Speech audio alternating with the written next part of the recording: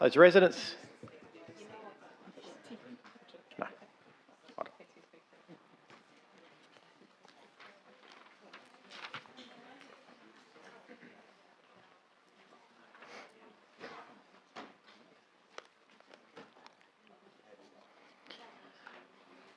Thanks. If I can just ask those councillors who are still standing, if you can please take your seats. Councillors and visitors, please remember to switch your electronic devices to silence. And welcome everybody. I'd also like to welcome our viewers at home who are watching the meeting via the live stream this evening. Tonight's meeting is being held entirely in person. We'll be using e-voting tonight. Councillors, when it's time to vote, remember to press the blue button that will appear on your microphone in front of you, followed by your vote choice. I will now ask you if you could all please be upstanding, and Deputy Mayor Proud, could you please read out the opening prayer? Almighty God, we ask you to guide us in all our discussions, to show goodness, honesty, understanding and wisdom in all that we undertake to do. May we respect each other's views at all times, and we ask all of this in your name. Amen. Thank you. And Councillor Kristovich, could you please read out the acknowledgement of country? On behalf of councillors, we would like to acknowledge the traditional custodians of the land, the Wadjuk people of the Noongar Nation, on which this meeting is taking place, and show our respect to elders past, present and emerging. Thank you. If you could all take your seats, thanks. Without prior approval, any recording of this meeting is prohibited. No action should be taken on any resolution of council prior to written advice from the city being received. That takes to item 1, the official opening. And ladies and gentlemen, I now declare the council meeting of the 5th of July 2022 open at 6:31 p.m. Item 2, attendance and apologies. We have an apology from Councillor Felicity Farrelly. 3, approved leave of absence. I have nil. And 4, disclosure of interest. Disclosures from the Committee and Resource Committee meeting can be found in the agenda of tonight's meeting. They're displayed on the screen behind me. For tonight's council meeting, we've received a disclosure from Councillor Suzanne Migdale and partial interest in item 13.4 as she is a member of JDAP. Are there any other disclosures for this evening, councillors? Councillor Ree. Yes, thank you. I'd like to also disclose that I'm a member of JDAP, but I will not be involved in that particular item, which is 13.4. Also, I'd like to declare that I live within the Stirling City Centre precinct, which is also curtailed in 13.4. Stirling City Centre precinct. Thank you.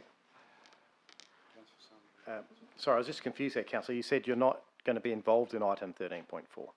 Not involved as a JDAP member. Oh, sorry. So yes. she's a member of JDAP but will not be involved as a JDAP member. At the JDAP, sorry. So, I got you. I mean... I misunderstood. In the sense that, you know, Sure. there's 4 JDAP members. I understand. Yeah. I thought and you I meant will tonight. not appear even if all Yes. of them are sick. Councillor Sandri. Thank you. Just to clarify, is Councillor Farrelly and Councillor Migdale scheduled for that JDAP meeting? Because I am an alternate, so it depends whether I'll be called. So they are scheduled for that. Okay, that's fine. Yes. So item 13.4, childcare. I'm an impartial. The applicant is known to my business and I'm an alternate JDAP member, but the JDAP members have already been clarified, so I'll be sitting in the meeting. And 14.1, which is a notice motion about beach hubs. I have a financial as a proponent, is a client of my business. Thank you. Is there any other indication yet? No, if you can make sure the paperwork's done for that, councillors, and put it in. I'll now go to item 5, petitions, and 5.1 petition on the disc golf course. Councillor Proud, would you like to table this petition, please? Thank you. The City has received the below petition, e-petition with 49 verified signatures. We, the undersigned, do respectfully request that the Council review options to install a disc golf facility within the municipality of Stirling. Disc golf has become a very popular recreational sport in WA and there are very few courses near the area. Thank you. Thank you. And item 5.2, an e-petition developer contribution sought, Harbin Street, Glendalough. Councillor Thornton, would you like to table your petition, please? Yes, thank you, Mr Mayor. We, the undersigned, do respectfully request that the Council, 1, impose a fair and equitable developer contribution as a part of the conditions of any planning approval for DA 2022/2133 for 315 to 319 Harborne Street, Glendalough, to be put towards 2A, the redevelopment of Glendalough open space, which space borders one side of the development, to provide an improved park and Councillors. recreation facilities such as a barbecue and eating areas and upgraded park equipment suitable for a range of ages, and B, the provision of pedestrian traffic crossing infrastructure at the Harborne Street / John Sanders Drive / Power Street signalised intersection. Thank you. Councillors, are there any unverified petitions this evening? If not, if I can have a mover and a seconder to accept those petitions. Moved Deputy Mayor Proud, seconded Councillor Thornton. And just a show of hands to accept those. It's unanimous. Thank you, councillors. Item 6, responses to previous questions from members of the public taken on notice, and all public question time responses from the last council meeting were published in the minutes of that meeting. Now brings us to item 7, which is public question time, and we received some questions for tonight's meeting, so I will start at the top of my list and invite Monica Jarrett to come forward, please.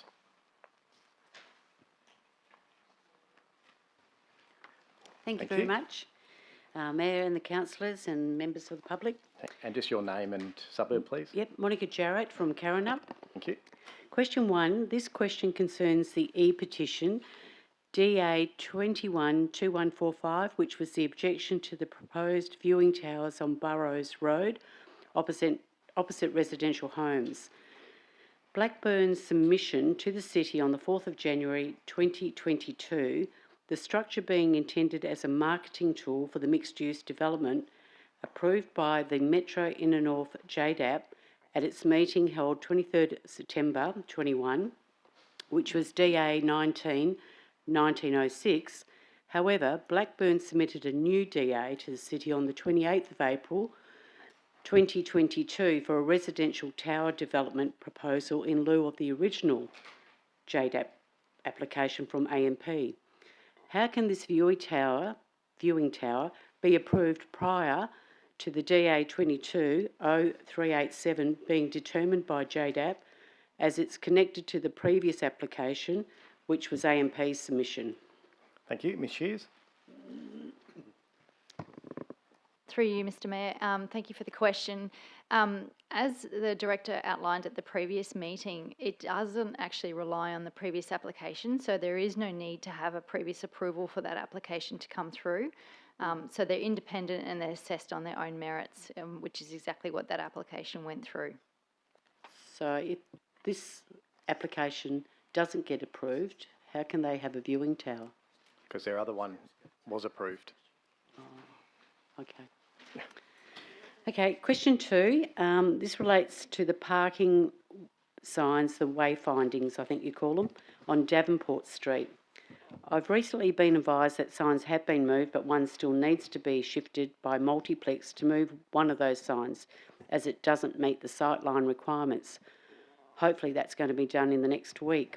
We're thankful for that moving, the signs, and that'll be a huge improvement for the safety of the vehicles exiting the car park. But as part of the KRRD group, we asked the City why these signs are still sited on the council verge and not within the shopping centre property, as is the case on Francis and Burrows, which means that it would unclutter the verge, which would create a wider, more visual appealing streetscape, especially if development goes ahead on the northern side of Davenport. Thank you. Mr Roddich. Thanks, Mr Mayor, and thanks, Ms Jarrett, for the question. The wayfinding signage has been given temporary approval for 12 months and has been located on the verge to assist those seeking to locate a parking space within the shopping centre site via Davenport.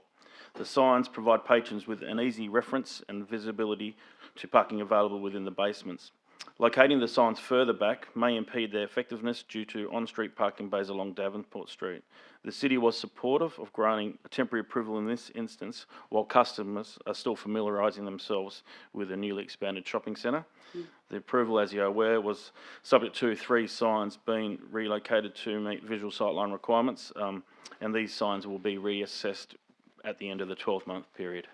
When will that be, that 12-month period? Off the top of my head, the 21st of January 2023. Can I also ask, the one that was removed, this is my question 3, The one that was removed on Davenport, closest to the Francis Avenue, just prior to the East Village construction works commencing, now provides a clear, unrestricted sightline for exiting traffic from the car park. My question is whether that sign will be reinstated onto the Karrinyup Shopping Centre land or back on the council verge once the East Village is completed. Thank you. Mr Rodich? Thanks, Mr Mayor. Mr Jarrett, that sign has been removed due to the BGC or the Blackburn development on the corner, and that won't be reinstated until such time that that development is completed. Now, noting that what I've just said, that we'll review the current temporary approval in January next year, and construction is likely to probably be 2 years away. We'll have to consider should a sign be on the verge or within the property boundary at the appropriate time. But at the moment, there's no intention for that sign to be reinstated until such time that that Blackburn development or Blackburn East development is completed. And I hope the council will not put it on the verge. Thank you. Thanks. Tony Jarrett, please. Just your name and suburb, thanks. Yeah, Tony Jarrett, Karrinyup. As part of DA process for DA 91-1906, developer AMP at the time was able to access City's design review service at a cost to the City.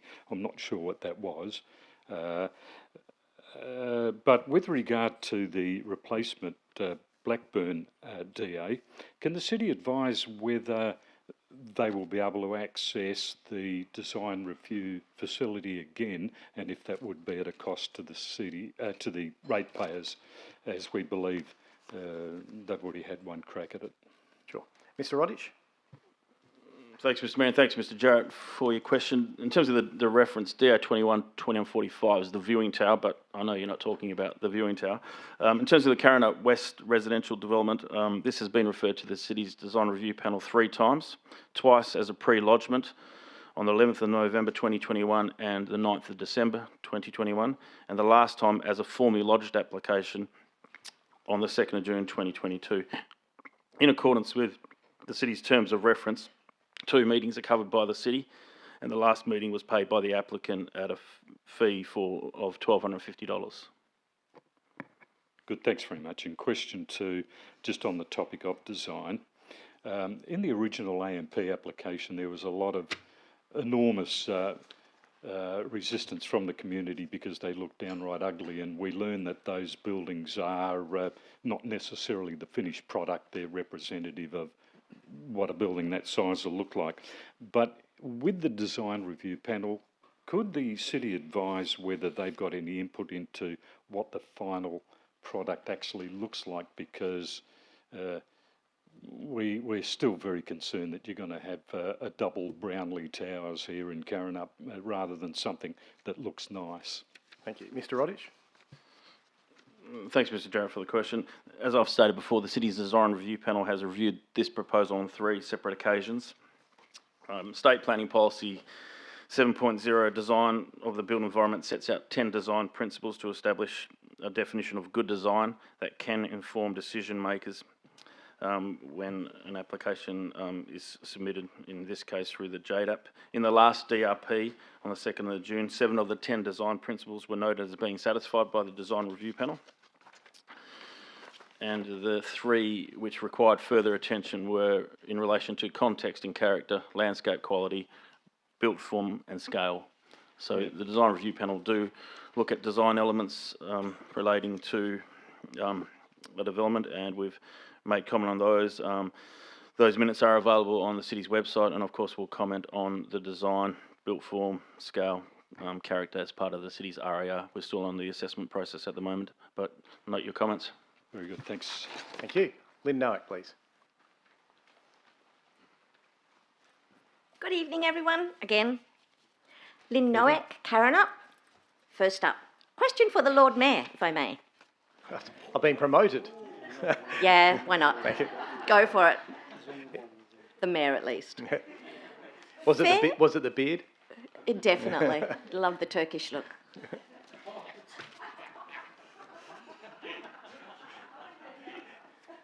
Anyway, move on. At a relatively recent meeting,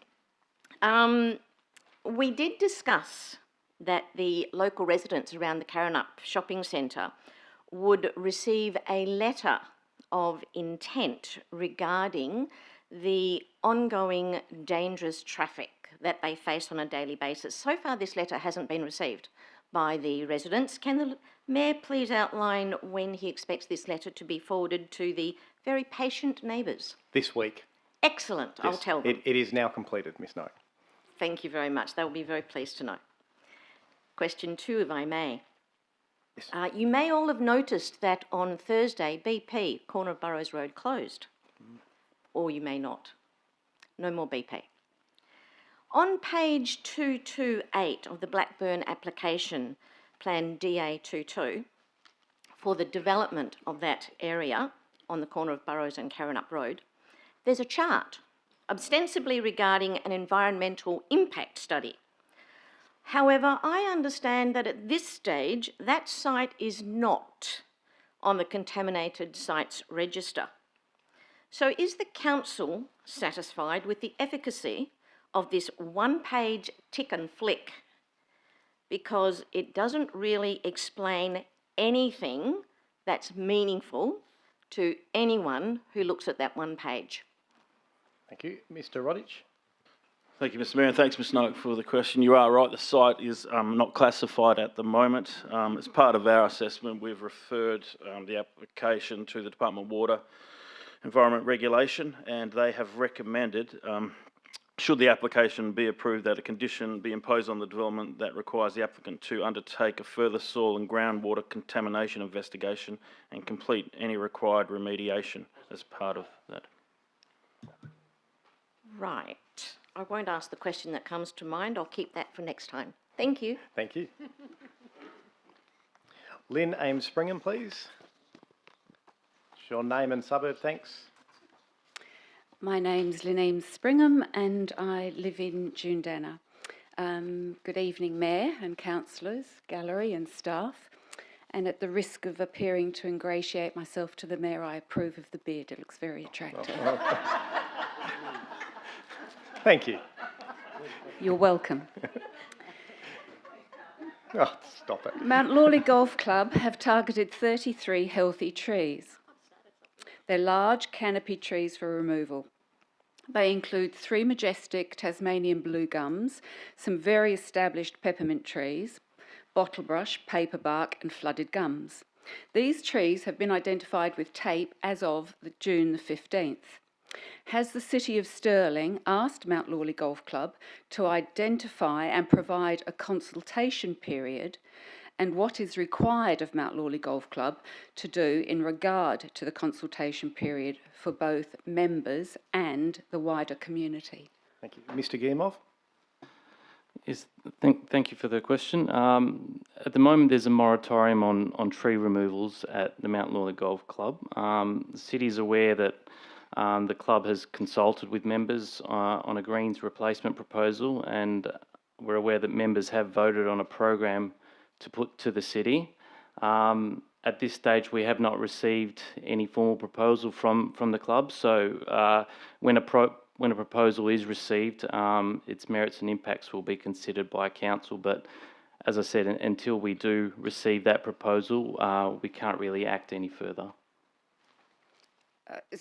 Sorry, just to be clear, so there's nothing's required in that consultation period? So there is a moratorium. They're not allowed to take out any trees, but then once they report to us what they're planning to do, then it will come to council. Okay. Mount Lawley Golf Club presented a greens replacement plan to the members on June 15, during which the Director of Grounds announced the club would be seeking approval from the City of Stirling for the removal of 33 trees directly related to the greens replacement. He then stated, and I quote, "If we don't get approval from the City of Stirling to remove the trees, we will still proceed with the greens replacement. It won't be ideal. It won't give the trees the optimum environment, but we will still be able to proceed, we believe, with the replacement of the greens." Unquote. So it isn't necessary for these established trees to be removed.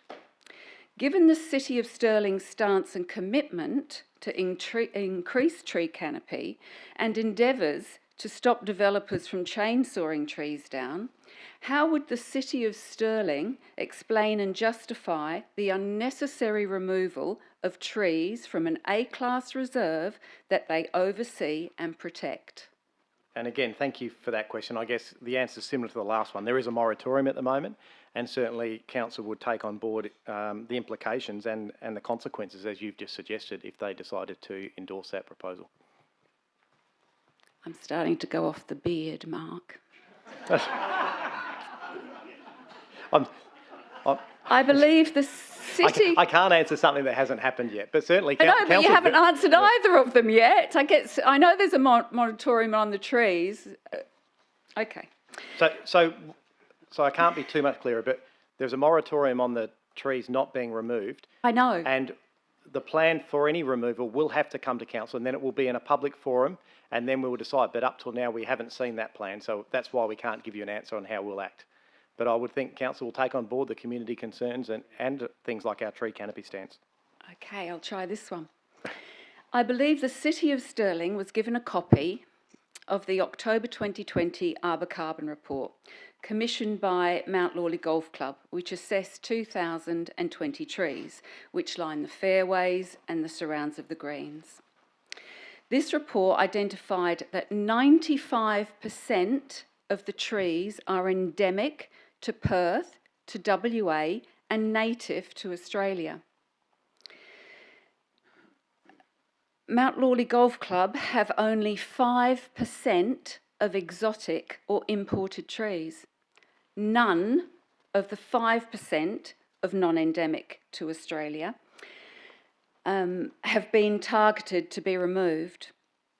How did the City of Stirling Parks and Sustainability Department allow previous removal of trees at Mount Lawley Golf Club based on the fact that they were non-endemic to the golf course, when Mount Lawley Golf Club have made no suggestion the 5% of exotic trees that are definitely not native to Australia be removed?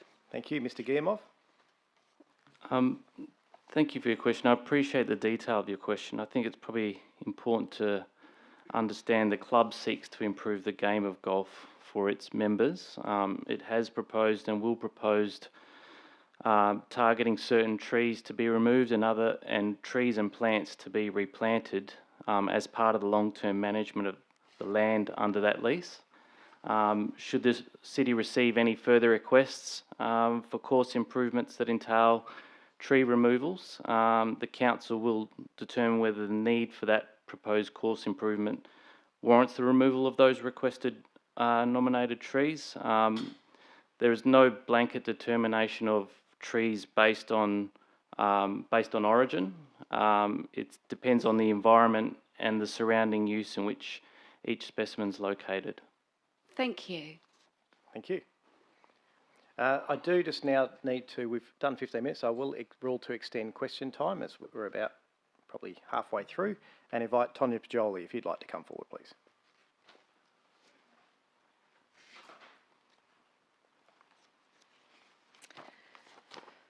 And just your name and suburb, thanks. Good evening, my name's Tonya Pajoli. I'm from Wembley Downs. On March the 28th at the electors meeting, the motion was carried that City of Stirling adopt Joondalup's childcare policy. I asked for a progress report of City of Stirling's 6.4 childcare premises policy, as far too many residents continue to be affected by poor planning decisions whereby residents' amenities are not adequately or effectively endorsed, understood or supported. Hence, residents being let down by those whom undertaken to represent their constituents. Thank you. Mr. Rodich, are you able to provide a progress? Through Mr. Mayor, I'll ask Ms. Shears to provide comment on this. Through you, Mr. Mayor, thank you for your question, Ms. Pajoli. That policy is currently under review, so Council resolved in April to undertake a review of the childcare policy, you're correct, and that will be reported back to Council at the end of the year. Thank you. My second question, in the council agenda report for the proposed Leach Street Childcare Centre, that's in tonight's report, it does not mention the number of childcare centres in close proximity to this proposed site. For instance, there's Lombardy Street, which is Corner Hale Road under renovation. There's Weponess Road, Euston Road, behind IGA Wembley Downs. There's Cuddly Bear at 273 Ewan Street. There's 40 Leach Street, which is open. Unwin Avenue, corner of Hale and Unwin, also under construction, which is really close proximity to the Lombardy Street one. Nido, Selby Street, and less than 100 metres, there's a Jolly Beans daycare centre. So my point is the omission of facts in all documents mirror that of the Hale Road Unwin Avenue Childcare Centre, whereby childcare centre hundreds of metres away was approved months earlier and yet not included in any reports. Without providing thorough, true and accurate information, it is difficult to understand how these reports can be classified as valid. I ask how the council will ensure that this information is included in all reports for this Leach Street proposal, as well as other proposed childcare centres, in order to provide factual, transparent and accurate details within these reports. Ms Shears. Through you, Mr Mayor, that information is not included in the planning report because it's not a planning argument or planning justification that's required as part of our assessment for planning applications. In the same way that if we had an application for a shop, we don't look at the number of shops that are very close by or have been previously approved. So that then explains why we have so many childcare centres with so many vacancies, so there's an oversupply of childcare centres, because when you go online you can see how many vacancies. Thanks, Ms Majoli. We just need you to give the third question. Thank you for your answer. Question 3, I'm aware that it is no longer a planning consideration as to how many childcare centres are approved in an area, but isn't this an amenity issue? Could you please explain, as amenity in a residential area should be protected, should be secure for residents? There is a reason why commercial entities are actioned in industrial zoned land and not residential areas. Yeah, thanks for that question. And look, I can confirm amenity is a consideration, a planning consideration. It's something this council has to consider. Obviously, with this particular childcare centre that's on the agenda this evening, it is ultimately JDAP that will make that determination, and they'll take on board all of those considerations during determination. Thank you. Roland Hadley, please. Mr Hadley, your name and suburb. Good evening all and members here. First question, has the council received the $2 million federal funded report regarding the trackless tram proposal? And will this report be made open for public comment? So the report hasn't been received. It's expected to be received in the next few months, and we're certainly happy to make that public, Mr Hadley. Thank you. In conjunction with that, has the executive already decided to accept the concept of a trackless tram system? Mainly because the uncosted plan formulated many moons ago to widen Scarborough Beach Road was that devised in anticipation of a trackless tram system? No, so the plan for the Scarborough Beach Road from Glendalough through to Scarborough forms part of that planning corridor. The seeding of the road is relating to any form of transport, whether it be a light rail or a rapid transit system. Trackless tram is something that the city is pushing forward with in terms of a trial, but the $2 million, as you've indicated previously, is funding committed to fact-checking that, and council will make a determination once the results of that trial come through. Thank you. I came across the City of Stirling structure plan recently and noted not one proposed route, but two, the latter from Mitchell Freeway via Ellen Stirling Boulevard to Scarborough Beach. Is this still on the cards? Yes, and look, I wouldn't rule anything out at this stage, Mr. Hadley, but it would seem logical if there was I wouldn't rule anything out either. No. If there was a light rail or a trackless tram or a rapid transit system going from Glendalough through to Scarborough, it would make perfect sense to also have that route going through to the Stirling train station. Thank you. Personally, I hope the ratepayers reject this scheme and support the idea of electric buses instead of this trackless tram system. Thanks for that comment, Mr. Hadley. Thank you. Yep. Endorsed by my people around here. Yes. Right. Or remember that when you're lining up for a ticket. Oh, but Yes. oh, by the way, I got my free bus pass, you know. Woolworths and Coles, I think, and whatever, are offering a 50% discount on razor blades at the moment, by the way. If you like it. I appreciate that, Mr. Hadley. I might take them up on their offer. I would recommend it, yes. Yeah. Thank you. Andy Nielsen. I haven't finished yet. Oh. Thank you. Is that three? No. Oh, I think a bit of Mr. Mitchell is rubbing off on you, Mr. Hadley. Yes, well, it's catching, so yeah. We were pleased to see agenda item 14.2 being raised again. Is it possible, or it is possible, to provide an interim agenda at least 6 working days prior to the next council meeting? This would provide councillors, ratepayers, etc. sufficient time to consider, review agenda items and seek further information where necessary. Matters arising from other committee meetings could be added at a later date. Through the Chair, could the Governance Officer reply to this? Yeah, Mr. Blanchard. Thank you. Through you, Chair. Yeah, it's a very good question, one that we're keen to explore if Council resolves for us to prepare a report. And it's obviously on the agenda this evening, Mr. Hadley. Yes, thank you very much. I would hazard to say that extra time might be dangerous for you though, Mr. Hadley. I don't know if we need to give you any extra time. Andy Nielsen's next, please.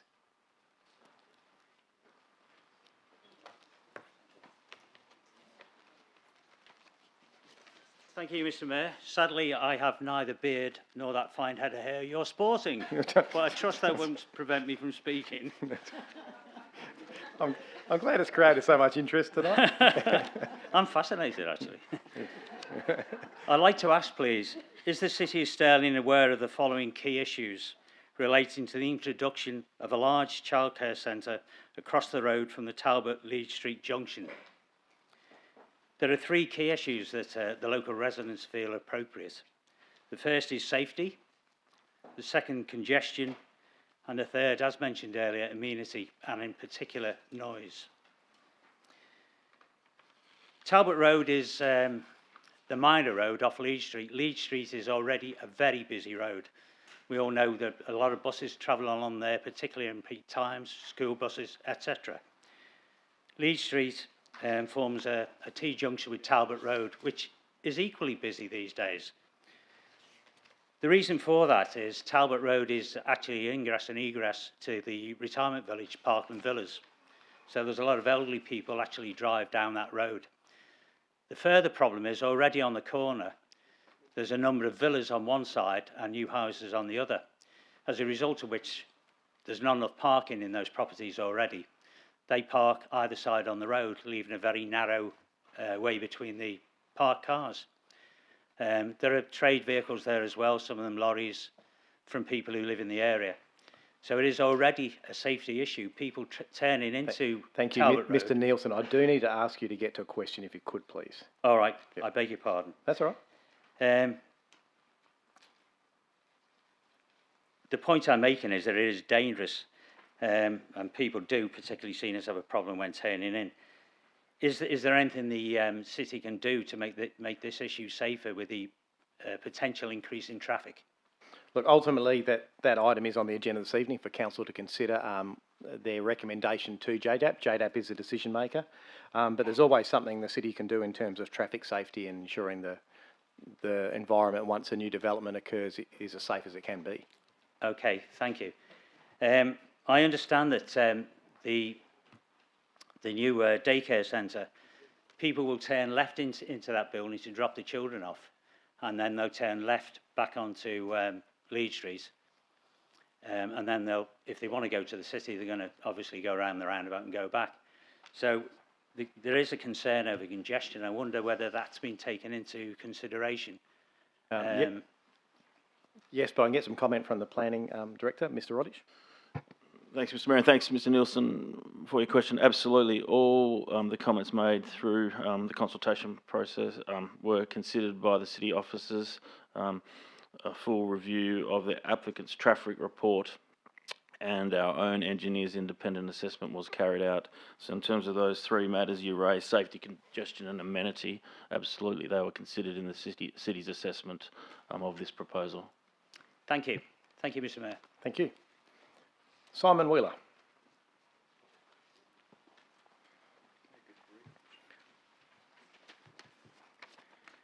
Good evening, Mayor Irwin, councillors, staff, and members of the public. I don't think it's really a beard until you can twiddle it at the end like a bomb. And you're really lucky that Mr. Kelly wasn't here tonight to show you what a beard's all actually about. But anyway, Mayor Irwin, at the last, no, you're not sorry you started it. At the last council meeting, in answers to questions, Mayor Irwin, the manager of governance noted that the city did receive independent legal advice in regard to compliance with the regulations for the extension of the CEO's contract. And you yourself, Mayor Irwin, confirmed that that independent legal advice was provided to councillors.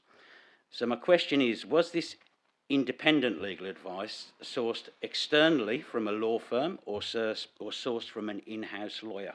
Thank you. Mr. Blanchard. Thank you, Mr. Mayor. The legal advice was sourced both externally and internally. Any reference that I make to an independent legal opinion is to one provided from outside the city. So that was from an external legal firm. So the external advice was provided to councillors? Yes. Okay. Mayor Owen, in February, the Electors General meeting, in responses to questions, you replied that in the case of a contract extension for the CEO, that the position would have to be advertised as part of the required recruitment and selection process. Yet you voted on the 24th of May to bypass that requirement.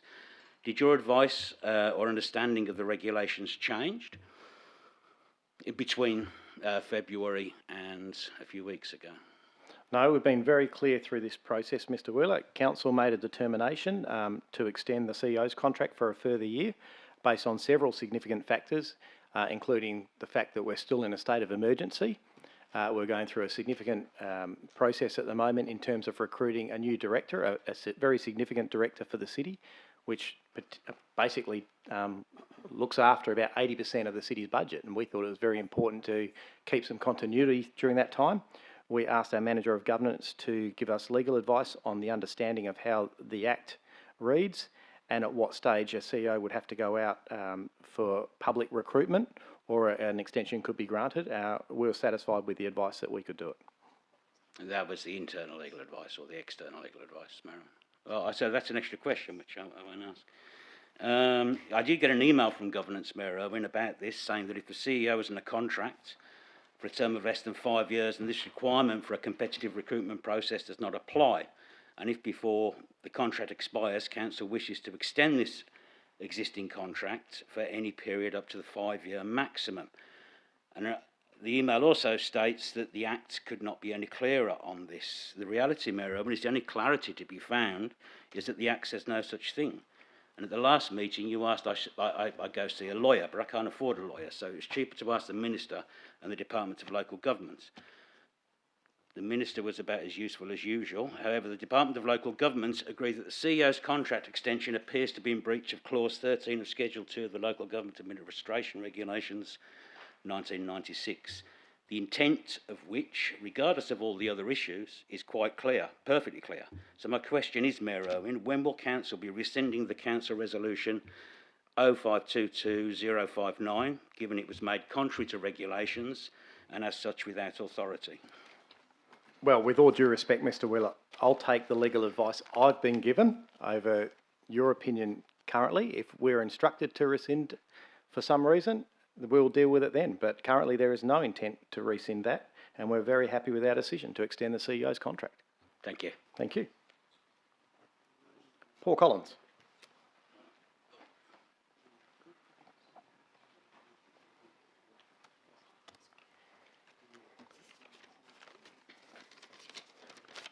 Good evening, Mr Mayor. Paul Collins of Dianella. Evening. Mr Mayor, I refer to the Electors' General Meeting on the 28th of March 2022, and I refer to a number of questions from Mr David Brown of Yokine. He asked if the CEO is a preserved CEO, and I presume he was referring to the meaning of preserved as contained within the Local Government Act. And Mr Mayor, you answered yes. Yes. Mr Brown then asked whether the CEO's contract expiring on the 4th of April 2023 will be advertised. And you answered twice with the following statement: it must be advertised, it must be advertised. Mr Mayor, my question is, pursuant to section 5.32 of the Local Government Act and the State Records Act, why haven't these questions appeared or why aren't these questions in the minutes of the Electors' General Meeting and answers? I'm not sure why they wouldn't be, Mr Collins. Mr Blanchard?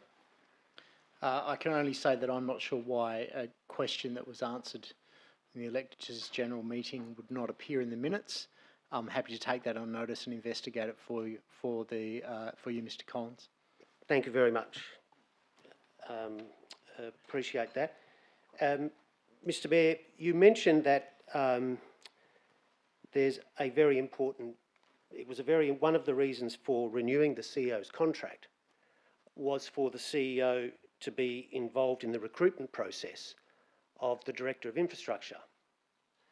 But isn't it correct that the CEO is in place until the 4th of April 2023? And therefore, isn't it correct that the recruitment process for the Director of Infrastructure has been completed?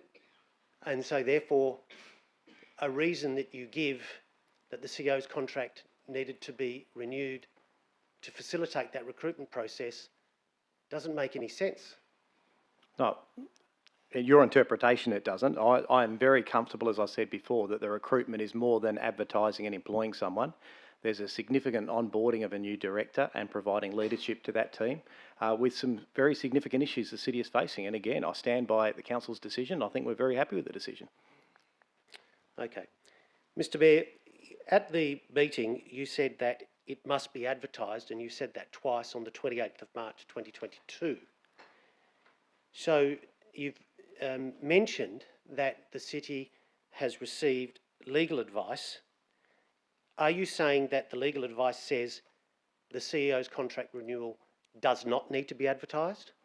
Yeah. So again, my recollection is I was very clear. If the CEO did not seek reappointment, we would go out for advertising. Whilst there is a clause in the new Local Government Act that talks about a CEO who's currently in a term longer than 10 years, it needs to go out for advertising. We also sought to get legal advice to better understand what that meant, because this council sought to continue with one of the most successful CEOs in this country, who's provided fantastic leadership not only to this council, but also to the directors, and we were quite happy with that decision. Okay. Mr Mayor, I want to make clear that I'm not, I've got no issue with a decision by council who might want to renew the CEO's process, but the CEO's contract. But as you have known me well now for many years, I am a man of process. And it's just interesting to me that on the 28th of March 2022, you said that it must, to a elected ratepayer, that it must be advertised. In other words, that there was a legal requirement for it to be advertised. Are you now saying that there was, because council wouldn't not ignore a legal requirement, are you now saying, I'll repeat the question again, are you saying that council received legal advice that there was no legal requirement to advertise it? Yes, I think. Yeah, I'll get Mr Blanchard to explain it. But when I was asked a question previously, I had no legal opinion. We've since sought legal opinion and are quite comfortable with the process. But I'll get Mr Blanchard to clarify. Thank you. Thank you, Mr Mayor, and I think it's important to start from this place. The city has a strong reputation for good governance. We have an outstanding compliance framework. We not only complete the compliance audit return and submit it to the local government department as we're required to do each year, we also conduct our own compliance self-assessments that go above and beyond that. The city would not knowingly break the law. There is a difference between renewing a CEO's contract and extending a CEO's contract that is yet to expire if that contract is less than 5 years. That difference is set out in the Act and the regulations, and if the drafters of the regulations and the Act had intended for the advertising requirements for a renewal to apply to an extension, then they should have drafted the Act and regulations differently to how they were drafted. It is abundantly clear from the Act and regulations that those requirements do not apply to an extension. Okay. And Mr Mayor, the external legal advice that that the city received, or the manager of governance received, was that external legal advice given to councillors before they made the decision? The legal advice was provided to councillors. I don't know if the full script of that was provided, but councillors certainly inquired about that during debate, and Mr Blanchard answered questions regarding that and provided advice. Thank you, Mr Mayor. Arnold Davies, please.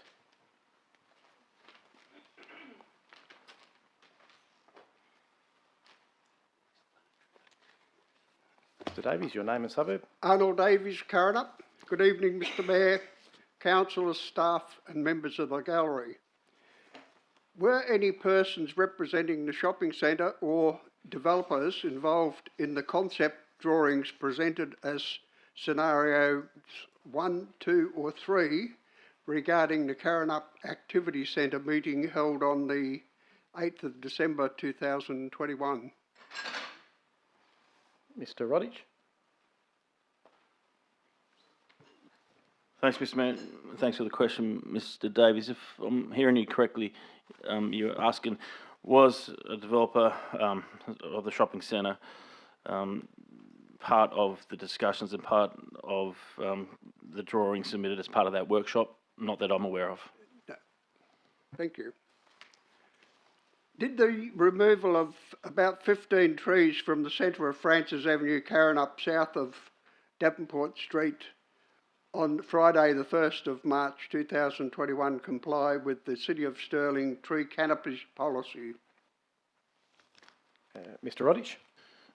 Thanks for the question, Mr Davies. The trees wouldn't be removed unless the city seriously considered that they needed to be removed, and that would have been taken into consideration with, of course, the city's urban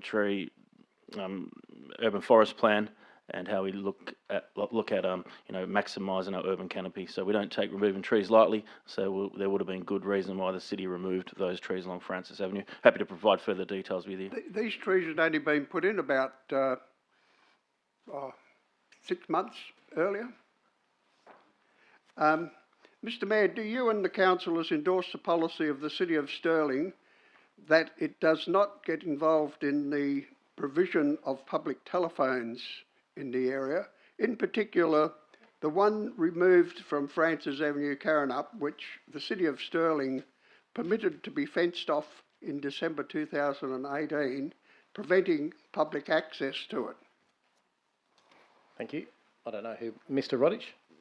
Thanks for the question, Mr Davies. I believe that telephone box was located within the site boundary of Curritup Shopping Centre, but I'll have to take that on notice and I'll confirm. No, it was on the street verge. It was between the footpath alignment and the footpath. There was a little recess for the... So it's now been removed? Oh, it's been knocked down. They parked their trucks on it.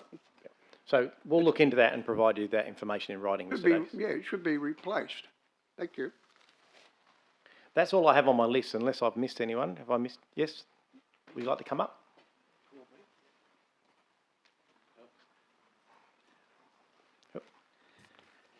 Charlie Cassini, 20 Mardaway, Nollamara. Question 1 is, I rang the council 3 times this year. Nobody turns up. Now, I live in Mardaway. I'm 4 houses down from Our Lady of Lourdes Primary. It's a short street, and we got a 90-degree angle bend right in front of the administration centre. Where are the rangers? I've had it out with the principal to try and what's been happening. You get the people banking up, the ones that get there early, and we have 3 or 4 cars piling up, banking up right in front of the administration centre, causing chaos. Where are the rangers? Yeah, I don't have information about that, Mr. Piscini. Before you go, Mr. Mayor, I'm relying on my hearing aids to hear you come through loud and clear, please. Yes. Thank you. No, I haven't finished. Go on. Carry on. Thanks, Mr. Piscini. I don't have any information about that, but I'm happy to follow it up for you and also happy to organise an on-site meeting with yourself. Second one is right in front of where I live. There's an outdated, or well, I reckon it is, outdated school zone sign. I think it's about time we update it to a solar panel one day that lights up, because we have quite a few bird brains that flog up our street in the morning. So happy to follow that up too, Mr. Piscini. Righto. Now the last one. I am a member of the Lawley ward, and we have 2 councillors that I constantly ring to try and alleviate some of these problems. And what do I get? No phone calls. I ring them up and they don't answer. Mr. Piscini, we'll follow it up and we'll organise a visit and we'll come out and see you and have a look at that school and those street signs. I appreciate that very much. Thank you very much. Can you just make sure we've got your details, please, before you leave? Yep. Right. Thank you. And sorry, I think there was someone else who indicated. Yep. And just your name and suburb, thanks. Charlotte Smart-Kelly, Inaloo. Not sure why I'm not on the list, because I did submit my questions before 12. But Yeah, apologies, I don't know why. these things happen. Yep. Regarding the beard, I'd like to declare a conflict of interest because my partner has a beard.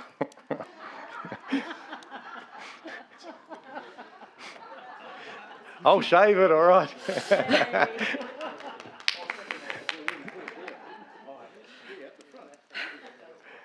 Thank you. Yep. Thank you. I'm here all week. My first question. So just recently I saw in the news that you have got a $181,000, $484 state government grant to address homelessness within the city of Stirling, and I think that's great. I think that's much needed. I'm just wondering, when can we expect a report on how these funds will be allocated? How is this going to affect the Stirling homelessness support plan going forward from 2022? And will this plan or report be open for comment or consultation by community and potential external stakeholders? Thank you. Mr. Quirk. Thank you, Ms. Smart-Kelly, for the question. Those funds are specifically to enter into a partnership with Uniting WA. Uniting WA will be providing outreach workers so that when city officers do come across people who are experiencing homelessness, quite often our rangers and security, whilst they can make initial contact, they obviously can't connect those people up with essential support services. So these outreach workers are specialists in their field, and so that is services that they'll be providing through the assistance of those state government funds. We won't necessarily be seeking public comment on that service, but we will certainly be reporting the effectiveness of that partnership back to council as part of our homelessness strategy. And may I ask how many outreach specialists from Uniting WA will be contracted by the city? Mr. Quirk. Through you, Mr. Mayor, we are still negotiating that with Uniting WA. Obviously, the grant was only announced just last week, but we are in advanced conversations. And in fact, Uniting WA have been working with us in recent months to try and assist with that level of work. But I'll certainly take that on notice and can confirm that in the coming weeks. Brilliant. Thank you very much. So question 2, would the city, with this grant, would the city be open to an expansion of your current partnerships and stakeholder organisations or initiating new partnerships with outreach organisations, such as the expansion of RUA services, the fact that Uniting WA has Tranby House in East Perth and a provision perhaps of a similar outreach centre, or partnership with Perth Homeless Support Group who can provide outreach and hampers.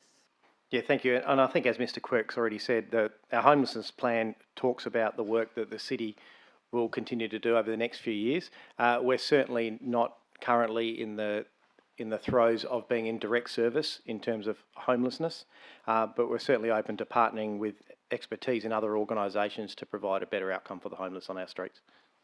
Excellent, thank you.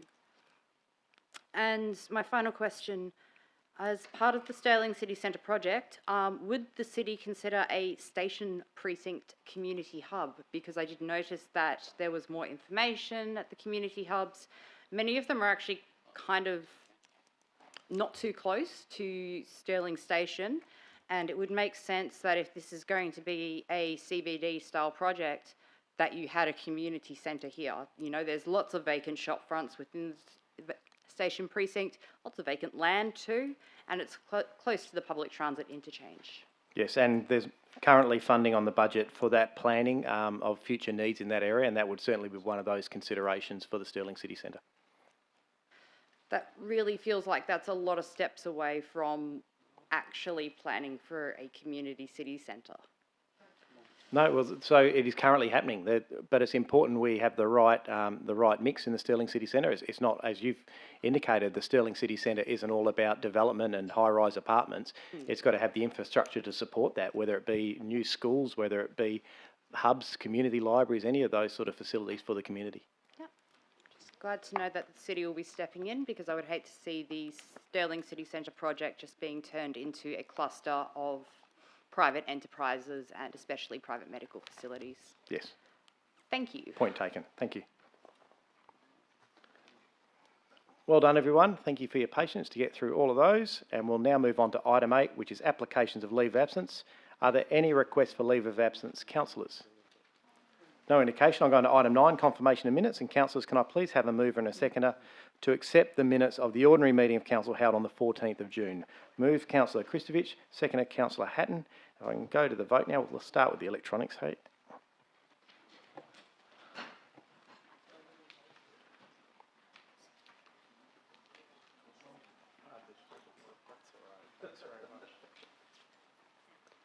Just got Councillor Proud.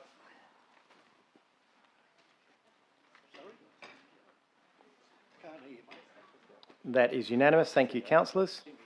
Item 10, announcements by the presiding member. I will ask Councillor Sargent if you'd like to do an announcement. Thank you, Mr. Mayor. I am extremely proud, and Councillor Kristovich was just showing me a picture of how proud he is about the city once again. I'm really proud. And yes, she is. Let me start again. I'm extremely proud to announce that the city was again announced as the highest performing local government in WA for the collection and recycling of mobile phones and their accessories. Each year, the federal government accredits accredited product stewardship program of the mobile industry, Mobile Musters, recognises the top collectors of each state or territory at the Australian Local Government Association National General Assembly in Canberra. The city has previously been awarded WA's top local government in 2015, 17, 18, 19 and 20. So we're at the top for a number of years, where we were collecting 271 kilos of mobile phones. But this year, Mr. Mayor, I'll make the emphasis of this year. It was 452 kilos worth of recyclable phones, which is a huge increase from previous years. Absolutely. So I'd like to congratulate the city's waste team, but more importantly, the members of the public who have contributed to getting us contributed and get behind this particular recycling efforts. So thank you very much. Yeah, well done. And Councillor Criado, you have one too. Thank you, Mr. Mayor. I am very proud to announce that last Thursday at the inaugural WA Aquatic Recreation Industry Awards, the City of Stirling won the Community Impact Award for our women's only swimming program held at Leisure Park, Balga. The Community Impact Award recognizes aquatic-based access and inclusion programs that enhance the well-being of the local community to create a positive impact. The Women's Only Swimming Program is an initiative created by the City of Stirling in collaboration with Royal Lifesaving WA. It seeks to support women from culturally and linguistically diverse communities to exercise and improve their swimming capabilities, enhance social cohesion as they engage with other women, and increase their confidence in accessing city services such as the Leisure Park, Balga. More than 75% of the participants stated their capabilities in the pool had improved drastically, as well as it had a positive impact on their overall physical health and mental well-being. Another good one. That's the award. Thank you. We'll now go on to item 11, unresolved business from previous meetings. We have nil, and 12 recommendations, reports of committee. So we'll now move on to the Community and Resource Committee items. Any alt recs provided to governance prior to midday have been included in your run sheets. Do you wish to pull any items out from this? Councillor Sandri? Thank you, Mr. Mayor. Item 12.2 CS1. Thank you. Councillor Lagan? Yes, item 12.2 ES2. 12.1. 12.1 ES1? 12.2 ES2, page 18. 12 point. Yes, 12.1. Yeah?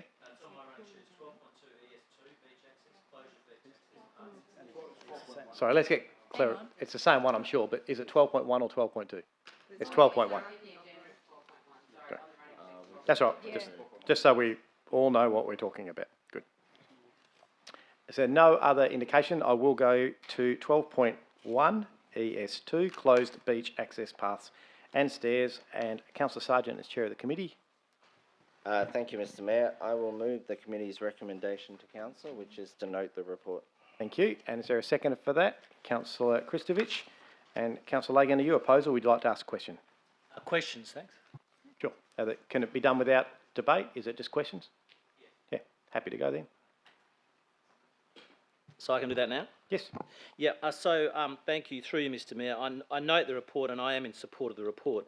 But in essence, I just had a couple of questions through you to officers. So the report was essentially a request to assess risk assessment of assets, pathways, and the response talked about the CHRMAP activity and the climate change impact over a 100-year period. On page 19, if you compare the figures that are given for sediment supply sand loss at every 100 millimetres sea level rise, the coastline and dunes will retreat by 10 metres. If you then go to the conclusion of the report, it talks about the total loss or sea level rise of being 980 millimetres over 100 years. My first question is, where was that data taken from? Was it from the Coastal Risk Australia website? Mr. Gilmore? Are you talking about the 980 mils of sea level rise? Well, the figures on page 18 and the figures on page 23, they clash. They're out by 100 millimetres. So I just wanted to know where the data came from. The data we get is from the Department of Transport. Okay, so my next question through you, Mr. Mayor, is if I use the information that's on the Coastal Risk Australia assessment website, and then I look at the data on page 19, it talks about a 10 metre loss per 100 mils. Will this mean, through you to officers, on the figures that I've got, that will mean West Coast Highway will be gone within 30 years. Is that correct? Mr. Gilmore? It's not as simple as that. We look at obviously what coastal protection there is in place in terms of rock and I guess distance. So it's, I guess that value is if left untreated or if left unconsidered, that's the potential, but that's not to say that is 100% what will be That would the be my case. next question. Does the city have two points of my next question? Does the city have plans for seawalls, one, and two, when and how are we going to inform people who have homes on West Coast Highway that West Coast Highway could be gone within 30 years?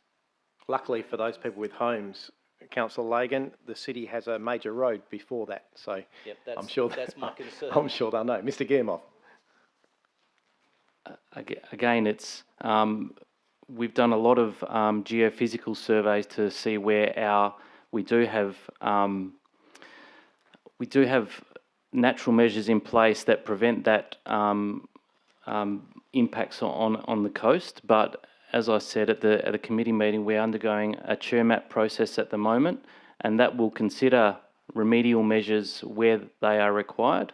Seawalls may well be something that's considered. We haven't sort of confined our thinking to only seawalls. It's something that will be developed over time as part of the chairmap process. Yeah, and I guess my commentary in response to that is many in Australia have believed that climate change was not going to happen in their lifetime or not going to happen at all. And it appears it's happening and it's causing issues with insurance and building. So my last question through you, Mr. Mayor, to the office is who would be paying for a seawall or any of those mitigation measures that it appears on the figures within the report we're definitely going to need within 30 years or before? And as you're probably aware, Councillor Lagan, it's one of the reasons we put forward a motion at the National General Assembly for local government for a better federal funding model to provide equity around the country for all those councils who'll be looking at it. Currently, there's many councils, particularly in regional areas, with no ability or funding to be able to mitigate against the risks of climate change or sea level rising. And future protection of our coastline shouldn't depend on being in a marginal seat. Yeah, and I make the comment and I ask the questions because I listened to commentary on ABC Radio in the last week, and there's strong commentary now around homeowners being told by insurers, you can live there, you can build there, but we will not insure you for any time in the future. What I'm asking or what I'm seeking is that we have some sort of a plan to inform the people that are most at risk, and that plan is fast acting or fast to be put in place, because it appears on the figures from the website I reference and our own figures here that we could be looking at serious issues within 30 years. Thank you, Councillor Lagan, and we'll leave that as, because we're not really open for debate. There will be a report coming back to Council on the chairmap process, and I'm sure.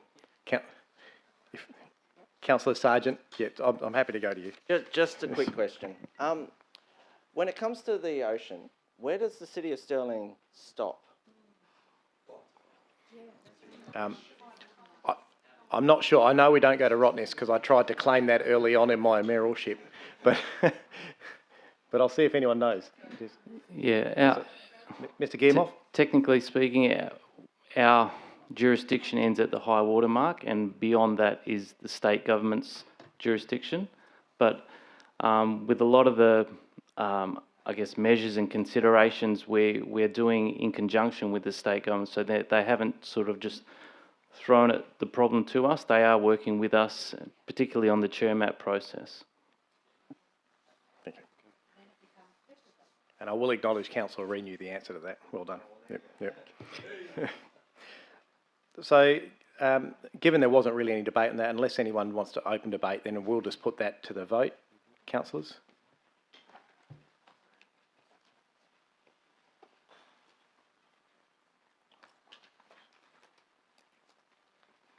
Councillor Ferranti? Thank you. That is unanimous. Thanks, councillors. And we're now to... Sorry, Mr. Mayor, I had another item I didn't declare. Oh, declare or pull out? That's right, we're still open, I think. Yep. Sorry, to declare or to pull out? Sorry, to pull out. Would you like to tell the switch on? 12.1 Gov 1.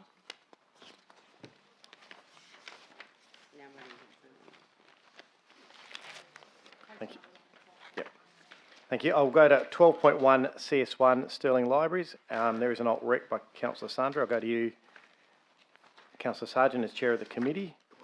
Thank you, Mr. Mayor. I will move the committee's recommendation to council. I'll just check, Councillor Sandra, is yours an amendment, or would like to second it with an amendment, or is it an alternative that you'd like to debate? Actually, I'm happy to. Well, sorry, I can't hear properly.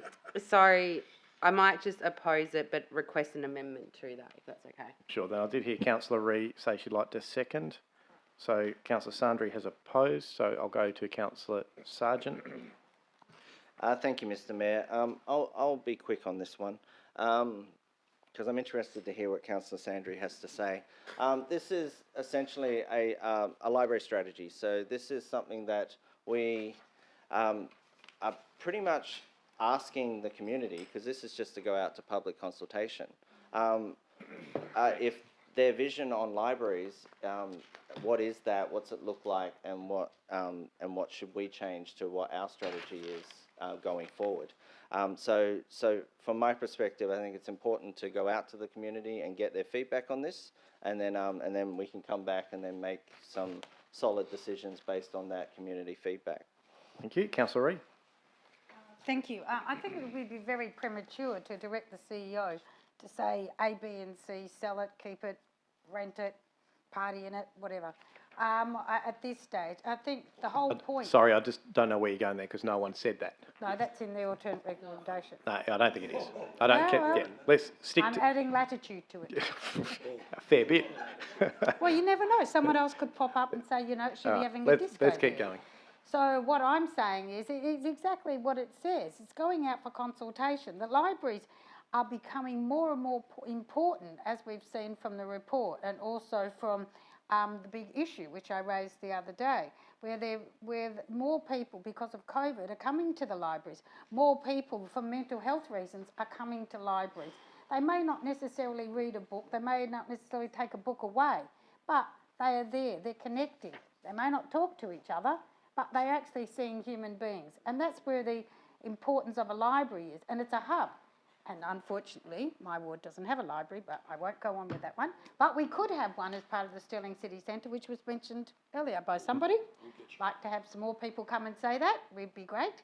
I raised it once before that we could actually have a museum hub in each of our libraries, which actually encourages the longevity of a library, but also it creates that localism.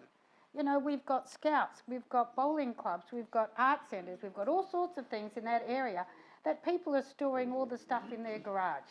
You know, and that would be great to be housed in a library. And to me, that's what a library is. It's a place where people can feel that they can go without fear or favour. It's a safe place. And I think that's one of the most important things. And I think that's what we're forgetting when we're looking at it. It's not about the money. It's not about having an asset that's on a boulevard. It's about the fact this is community. We should be giving back to the community because that's what local government is. And we've got to allow people to walk to it and talk. And when we're looking at high rises and childcares and 10-storey childcares in the middle of neighbourhoods, you know, these things are really important. So I think going out for the community right now, not giving additional work to our hard-working staff, that it would be, you know, premature to do anything other than wait for the comments back. Thanks, Councillor. Councillor Sandri. Thank you, Mr. Mayor. I had to come back with COVID with a bang. So, can I please ask the mover and seconder if they're willing to accept, by exception, an addition of point 2? So, 1 is exactly the same as what the officer's recommendation is, and 2 is that council requests the CEO to prepare action plans for each of the Stirling libraries consistent with the draft Stirling Library Strategy, with a view of 1, retaining each of the libraries, 2, redevelopment options for each of the sites that are end of life, and providing options for diversification of library facilities, amenities to enable further community uses and or commercial partnerships. So let me check. So you're asking them if they'll accept it as an amendment, knowing that I'll put those two separately? Yes. Yes. So I'll go Councillor Sargent. Are you happy with that? Sorry, no, Mr. Mayor. There you go. So we'll foreshadow that. Well Be done. treated as an amendment, we can have the debate. I'm happy to move that an amendment if that's okay, Mr. Mayor. Sure. Let's check if you've got a seconder for the amendment. Councillor Lagan is happy to second that. Is there anyone opposed? Councillor Sargent. So Councillor Sandri, we're now debating the amendment. Thank you. So tonight's library, despite what Councillor Reid mentioned, is not about whether we want libraries or not, because the recommendation includes to retain the libraries, and I acknowledge it's an integral part of our service as a local government. I firstly want to thank the city's officers for the strategy, and I'm not suggesting the work that they have done is inadequate. I'm suggesting we could do more. I know I would rather be known as a council and a councillor as part of a city that are known to be doers, as opposed to a council that likes to initiate strategies. I've been a part of this council since 2017. That's nearly 5 years, which I can't believe. And years before that, there was an EY report done on libraries. Since then, all we've been talking about is what are we going to do with our libraries? We have some that are ageing assets, we have some that can be diversified. So the question really is, have we gone far enough? The debate is about, do we need a strategy or do we need an action plan? And I'll just digress very briefly, Mr. Mayor. I did a short search on our website and the following strategies came up: local planning strategy, fenced dog park strategy, housing strategy, integrated cycling strategy, right-of-way management strategy, integrated transport strategy, age-friendly strategy, public open space strategy, skate and BMX strategy. That is only some of them, to name the least. How many councillors around this table would even know what is in those strategies, or how many times we have actually benchmarked ourselves against those strategies as well? Did you know that Fragrant Gardens in Mirrabooka, Woodland Reserve in Woodlands, Hertha North Reserve just here in Stirling, and the Triangular POS in Inglewood are all earmarked for a skate or BMX facility? Probably not, because it's in the 2013. Well done. I'm sure there are people around the table that aren't aware of that. Did you know that as a city, we have the following action plans: the Reconciliation Action Plan, the Access and Inclusion Access Plan, and the Sustainable Energy Action Plan? I can recall these particular action plans coming to council on numerous times throughout my course of being on council. We benchmark ourselves against it and we start implementing elements of those. Did you know those action plans are not supported by a strategy? We short-circuited it. We went straight for an action plan and let's determine what we want to do. Let's put in goals and milestones and go from there. I'm not dismissing the need for strategies overall. They certainly have an integral place in understanding what our overarching objectives are as a council, such as long-term local planning, our strategic community plan, and our public open space. But do we really need another one for libraries when the real discussion is what can we do to actually affect change for our community? Items in the strategy like digitising our heritage records, ensuring our history collection represents the city's diverse history, and provide interpretive design signs. These are things that should be business as usual. These are things that should just be added to the budget and they're undertaken by the officers. I don't believe they're strategic enough to be in this chamber. If we were proposing to completely modernise our libraries and go on a completely different tangent, and that was going to be over the course of the next 10 to 15 years, then absolutely that needs to be in a strategy. But that is not what this is suggesting. The real issue for us as a council and a city is to discuss what are we doing with Karrinyup and Dinella, which are both equally require investment.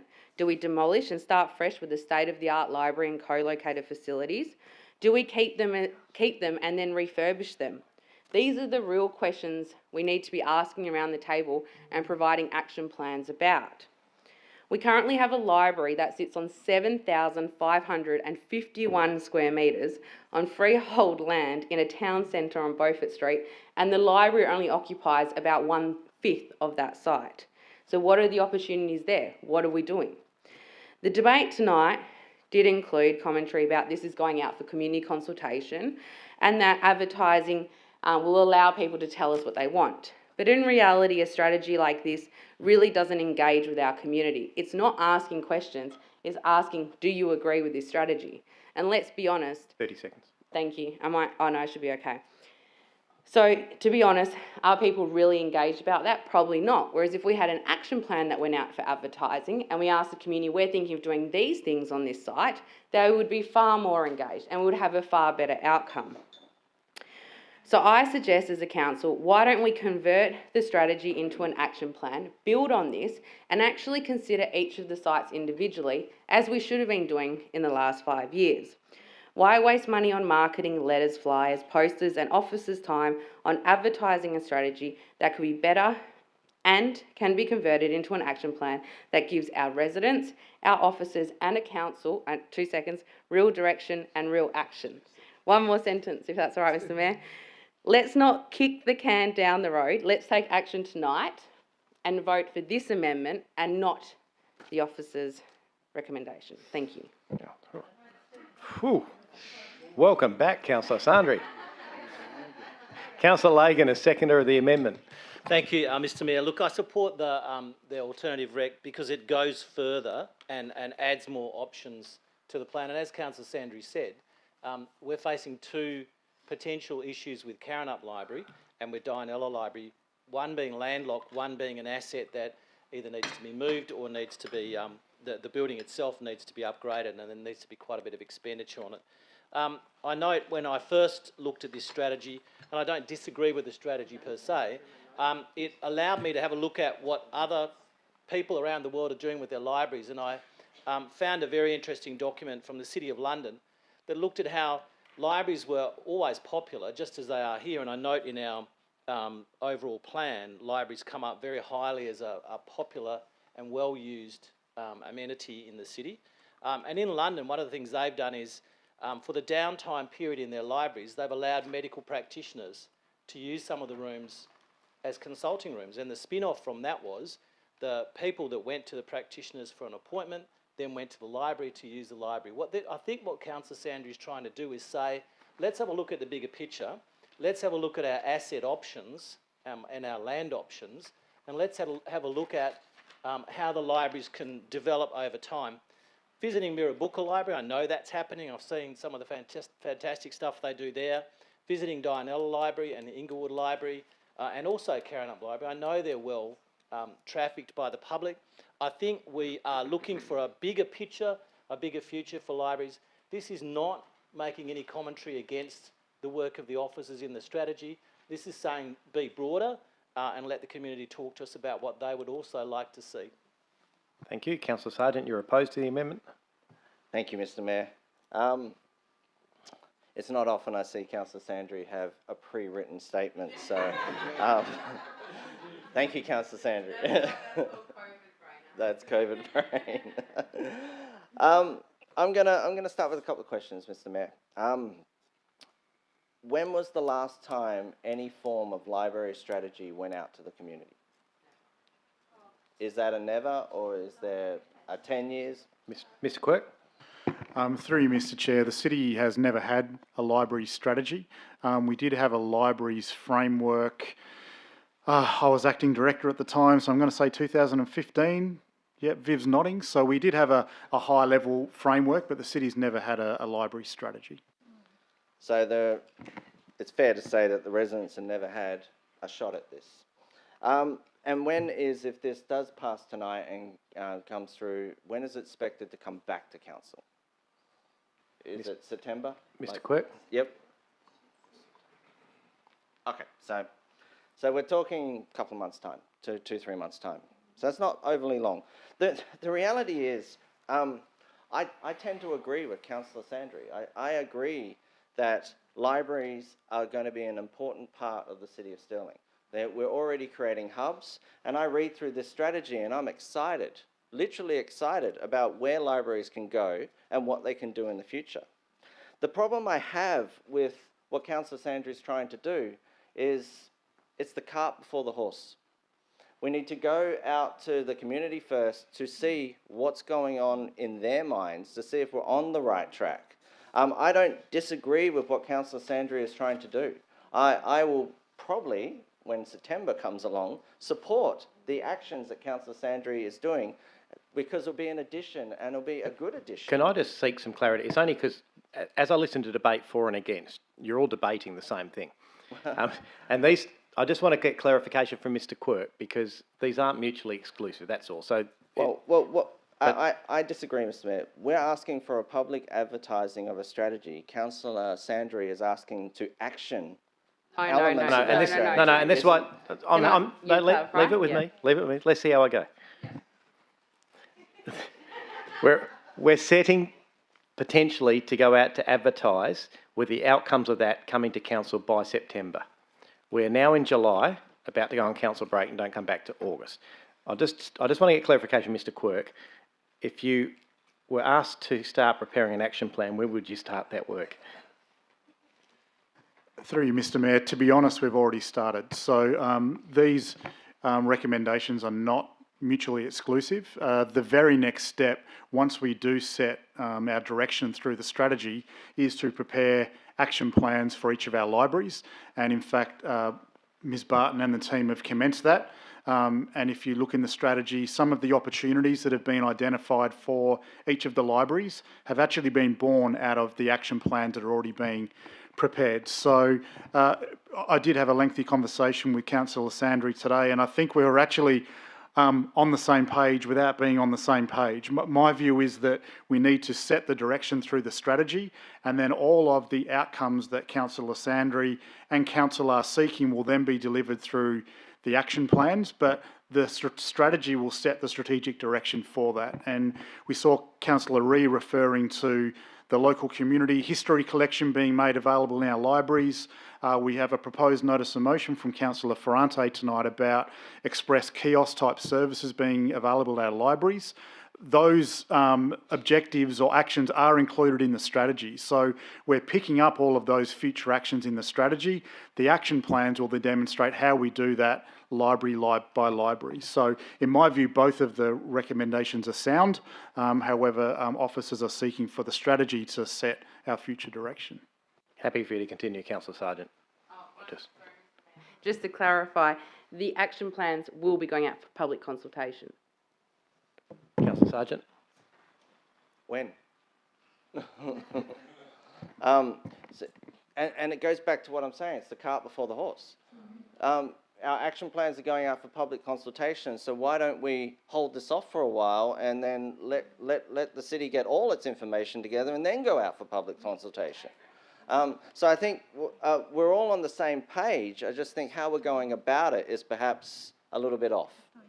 I've already spoken, so I can't do any of that, but maybe there's another councillor in the room that can. Thank you. I had Councillor Migdale next. Thank you, Mr Mayor, and thank you, councillors, for expressing your perspectives. And I must admit, it made me very happy to hear Councillor Sandri speak about the fact that she's loving being part of a proactive council that has kicked so many goals and achieved so much. I dare say, well, she said it in a different way. So, but if she had said it, it would have been great. I take it back. Anyway, let me say that I'm very proud to be part of a council that has kicked so many goals and achieved so much. And one thing I'm extremely proud of is the consultation that we have done with our residents when forming our future plans of where to from here. A strategic document versus an action plan. An action plan lists actions we're going to take. A strategic plan for our libraries informs and asks for feedback of residents who utilise our libraries. Who knows better what we should be incorporating into our actions for change in libraries than our residents? Who knows better? So we must take this body of work, which I applaud. I think the management and directors have done an amazing job of putting this piece together. Again, back to what Councillor Sargent said, what comes first, the horse or the cart? We lead with the horse, with the plan, take the feedback on board and form our actions from that. Now, if governance could please move this amendment up on the screen, because we can see the mayor's beard, but we can't see point number 2. I had to make reference to the beard, everybody else has. Redevelopment options for sites that are end of life. Through the mayor, may I just ask, are there any libraries that are at end of life? Mr Quirk? Through you, Mr Mayor, there's probably 2 answers to that question. When you're talking about an asset life, that can be 50 to 70 years. When we're looking at a service delivery life, for example, most of our libraries, Karrinyup Library being the one that's often referenced, is no longer meeting the service delivery needs. Sorry, can I direct that question to infrastructure, who maintain our 400 plus buildings in the City of Stirling? Mr Guillemot?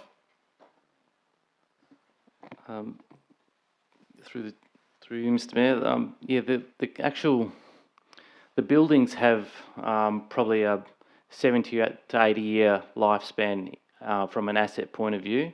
They get refurbed every 20 to 25 years. The current condition of the Karrinyup Library is we have a scale of 1 to 5, 1 being new, 5 being the sort of...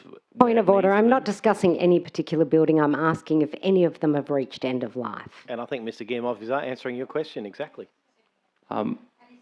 Okay, in short, no, none of the buildings that we have, none of the 6 libraries that we have are, from an asset point of view, at the end of their lives. Councillor? Thank you. And the reason I ask that is because we do have over 400 buildings that we maintain with ratepayers' money, and it's fitting that we are having this discussion this evening. So when it comes to looking at options for rebuilds and redevelopments, I can't help but feel that is something for us to determine with infrastructure, together with infrastructure as part of a workshop to look at future opportunities. Now, I completely agree that if there is an instance, as with Karrinyup Library, whereby there are so many issues that need to be resolved with the infrastructure of the building, that it may not be cost effective to do a renovation, to customise it with the action plan moving forward, then we can consider the options when we get to that point, and I would suggest a report does come back to council, but I will raise that in a notice of motion moving forward. In terms of what we have before us tonight, again, we are looking at a strategic plan for the purpose of advertising from the residents we represent. We need their feedback to inform our actions moving forward. It's that simple. That is why we are here. I enjoyed reading the plan.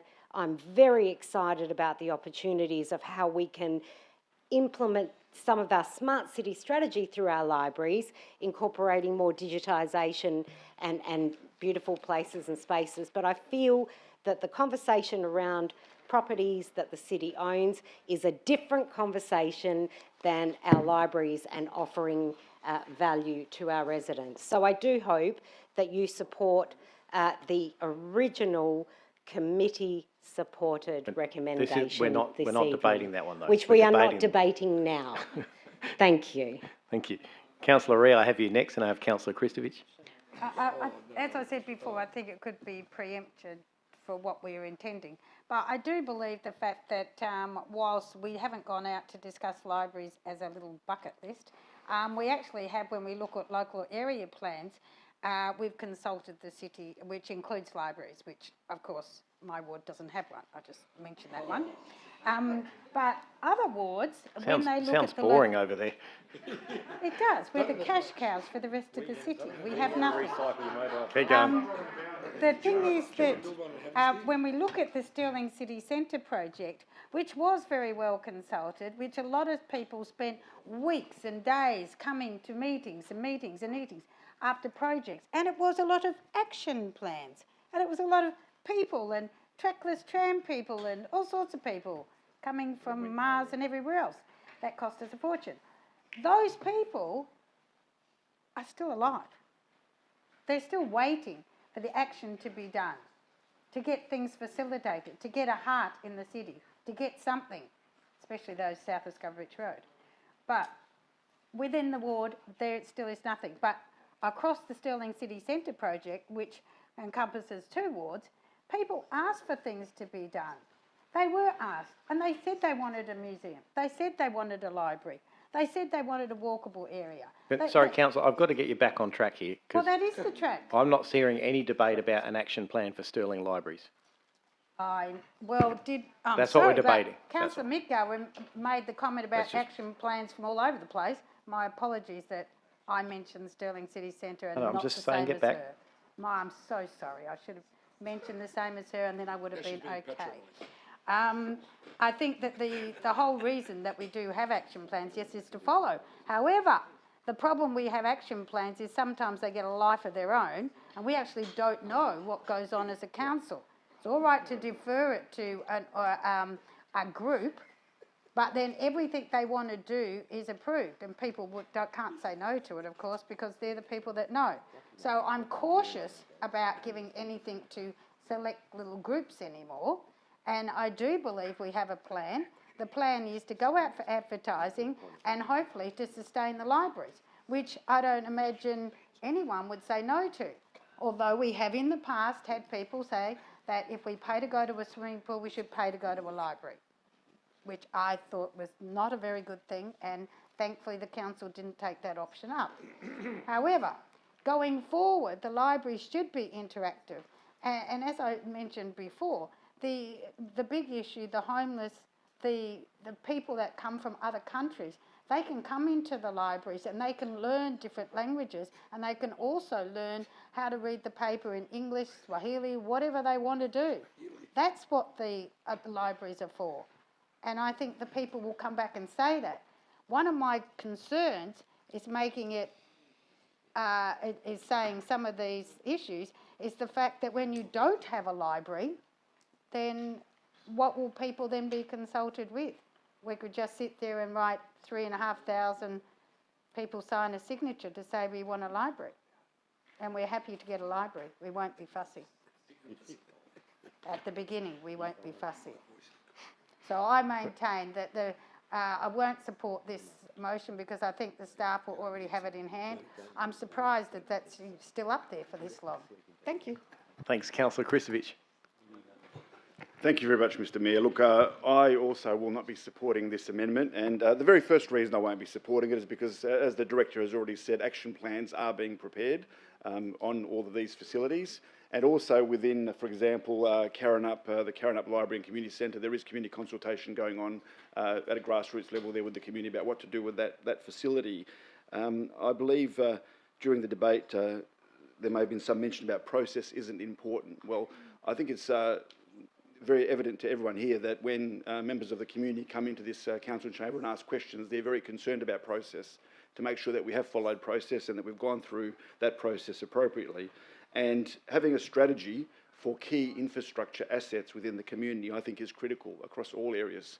The one thing I think I was a little bit concerned when Councillor Sandry listed off some of those things was that she didn't continue on with many more strategies that we may have, because there wasn't many mentions. So I thought that, take it offline, Councillor.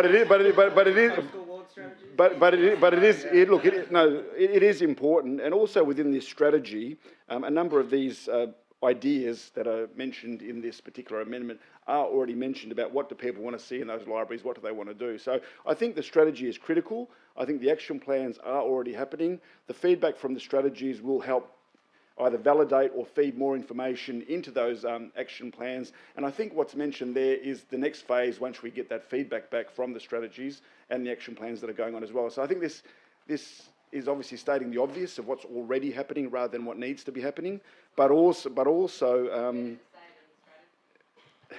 let's keep going. But also, I think it's just slowing down that process of getting the community on board and getting them engaged in this particular area. And probably what needs to happen from the officers' perspective is to make sure they ask the right questions when they're going out to the community, so they're thinking about it from the point of view of how they can add to those action plans. So that's the only part I'd add there, is that the officers balance that out when they go out for community consultation. But otherwise, I think the current recommendation and the current process is exactly what we need. Thanks, Councillor. With that, I think we're debating the amendment still. I will go to Councillor Sandry to close on the amendment, and then we can vote on that. Thank you. I think one point is that the councillors around the table and Mr. Quirk suggested they're undertaking the action plans. But does anyone around the table even know what the action plan is going to contain? Does it say in the strategy that we're actually having action plans? Does it say what the action plans are going to do? Does it give us timeframes? I don't think so. So by not supporting this motion means that you're leaving that entirely up to the officers and that we have nothing over that, which I Point of would... order, Mr Mayor, I think So that should be what's your point of withdrawn. That should be withdrawn, that because we're not going to support it, we're leaving it up to the officers? Well, Councillor Reid, I don't have think it, it's that's right. appropriate. Have a seat. I don't think you crossed any lines there, Councillor. I'm just stating the obvious. It doesn't state in the strategy that there will be action plans to follow in order to support the strategy. I will give an example. The BMX and skate strategy is 97 pages long, and it actually provides appendices on how to determine where a skate park and a BMX park should be. It determines where the locations should be. Also, it determines what type of facilities, are they district, are they local, etc. Same with our public open space strategy. But our library strategy just details overarching objectives like digitisation, collecting historical information, the potential to consider Dinella and Karrinyup, but it doesn't allow us to consider any other libraries and what to do with those. So I'm suggesting it doesn't go far enough, which is why we need action plans in order to put things in motion to get it moving so that our community actually have better facilities. If you look in our strategic community plan that is on the agenda tonight, the number thing raised by our community is libraries. That's what they value most. So if we're going to accept a strategy, that's fine, that's this council's prerogative to do, but we need action plans attached to that, and there needs to be what we expect to see in the action plans. I mean, I think we all want to retain the libraries. What does that look like? Is that in a redevelopment of a site that has a library and is co-located with features? Is that in the refurbishment of a site? Is that providing diversification of library facilities? Are we having one library that's going to be a tech hub like Mirrabooka at the moment with the robotics? Or should every library have the robotics? Do we have the kiosk at every library, or is it only at certain libraries? These are things that we have to discuss as part of the action plans. And the thing I think we also failed to recognise is that the action plans require advertising. I will owe this council, right, a carton of beer if we get more than 500 responses on our strategy. I will give you 2 cartons of beer if we get more. Let me I'll retract the cartons of beer. just retract it. Okay. I was joking about that. But we can have a chat about it later, though. But honestly, if we get more than 100 responses on our library strategy, I would be surprised. Insofar as the request to the community will be, do you agree with the library strategy? No one around this table disagrees with the library strategy. I don't disagree with it. They are items we should be doing business as usual. What we aren't asking the community is, what do you want? And an action plan actually provides a detailed response in what we expect for each of the libraries. That goes out for community consultation. Then they can actually say, oh no, we don't agree with the redevelopment of the site. We like the library as it is and we want it refurbished. Or we don't agree with a cafe being located here because it's going to generate traffic. Point of clarification, we're not talking about how the communication piece takes place. We're talking about the amendment on the board. I'm responding to the debate that was allowed. Thanks, Councillor. And if we can... Thanks. If we can start to close it up, that'd be great. Anyway, I'm putting this motion up. I think at the very least, it's only in addition to what is already one. It's not avoiding one being put through. So I think that around the table, I can't see why we would not be supporting action plans to support our strategy. I'll leave it at that. Thanks. And with that closes debate. So what I'm going to put now is the amendment only. So just to be clear, councillors, you're voting on whether you want this as an addition to the other one. So I will now put that to the vote.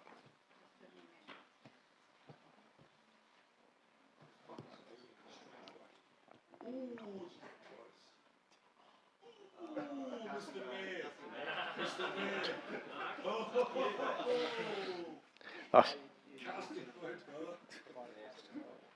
Yeah, so at this stage what I will do is I'll provide my casting vote to say it can be an addition, and the reason I'll do that is it was asked to be put as an addition, but to be put separately, so you get your second chance to put your vote forward. That was very diplomatic of me. Yeah.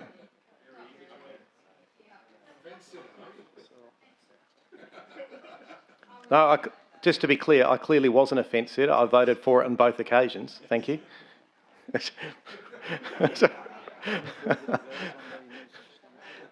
Now, councillors, we do go back to the substantive debate.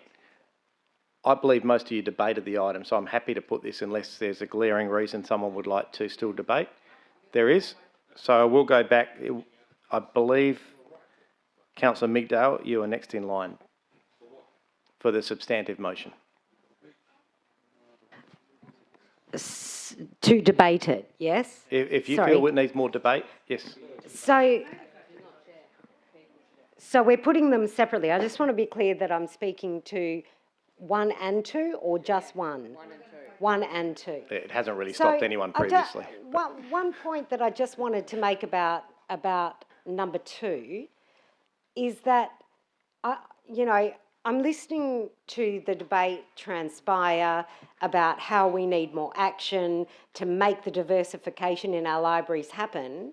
And I'm listening to all good talk track and positive talk track about what transpires within the walls of a library. But all I can see on the board for item 2 is on the borderline of a commercial nature. How do we develop these properties? Point of order, Mr. Mayor. Sorry. Redevelopment, establishing partnerships with external Councillor, stakeholders. there's a point of order, please. Just wait. Sorry, in terms... Councillor Migdale, take a seat. There's a point of order. What's your point of order? Thank you. In terms of point 3, it says providing options of diversification of library facilities and amenities. That speaks directly to the strategy, which is exactly what Thank you, but I don't think... It's not a commercial motion. Yep. Councillor Migdale, just continue your debate.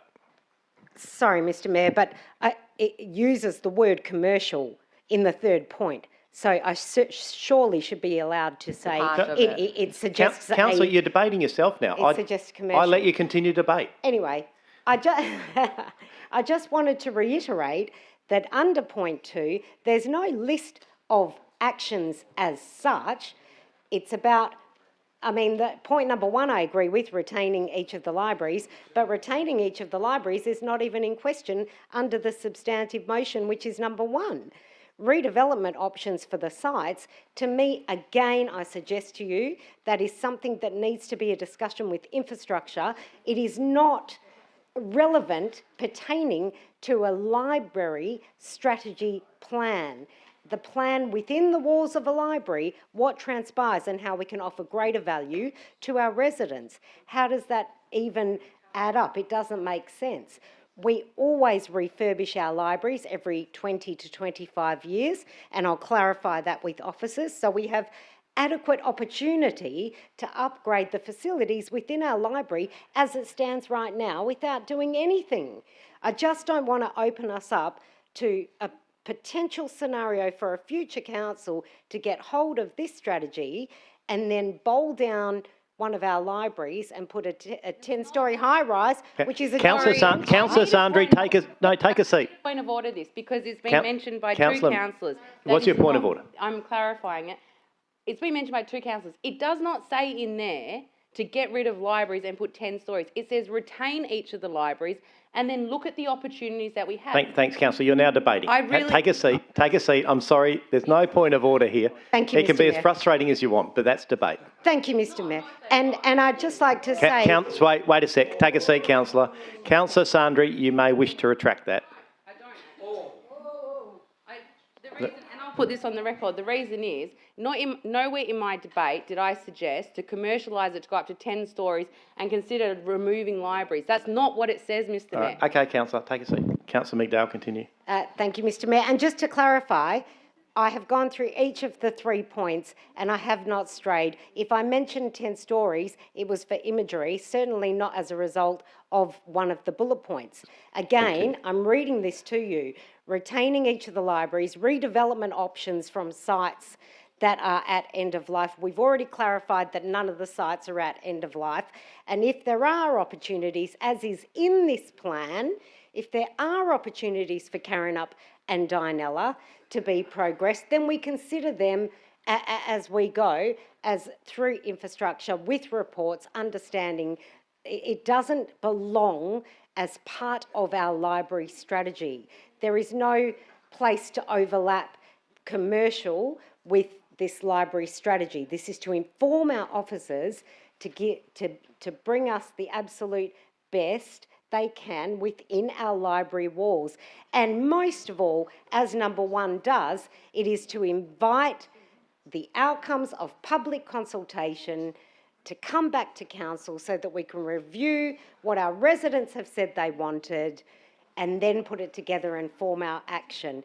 I disagree that we'll only get 100 people giving their feedback.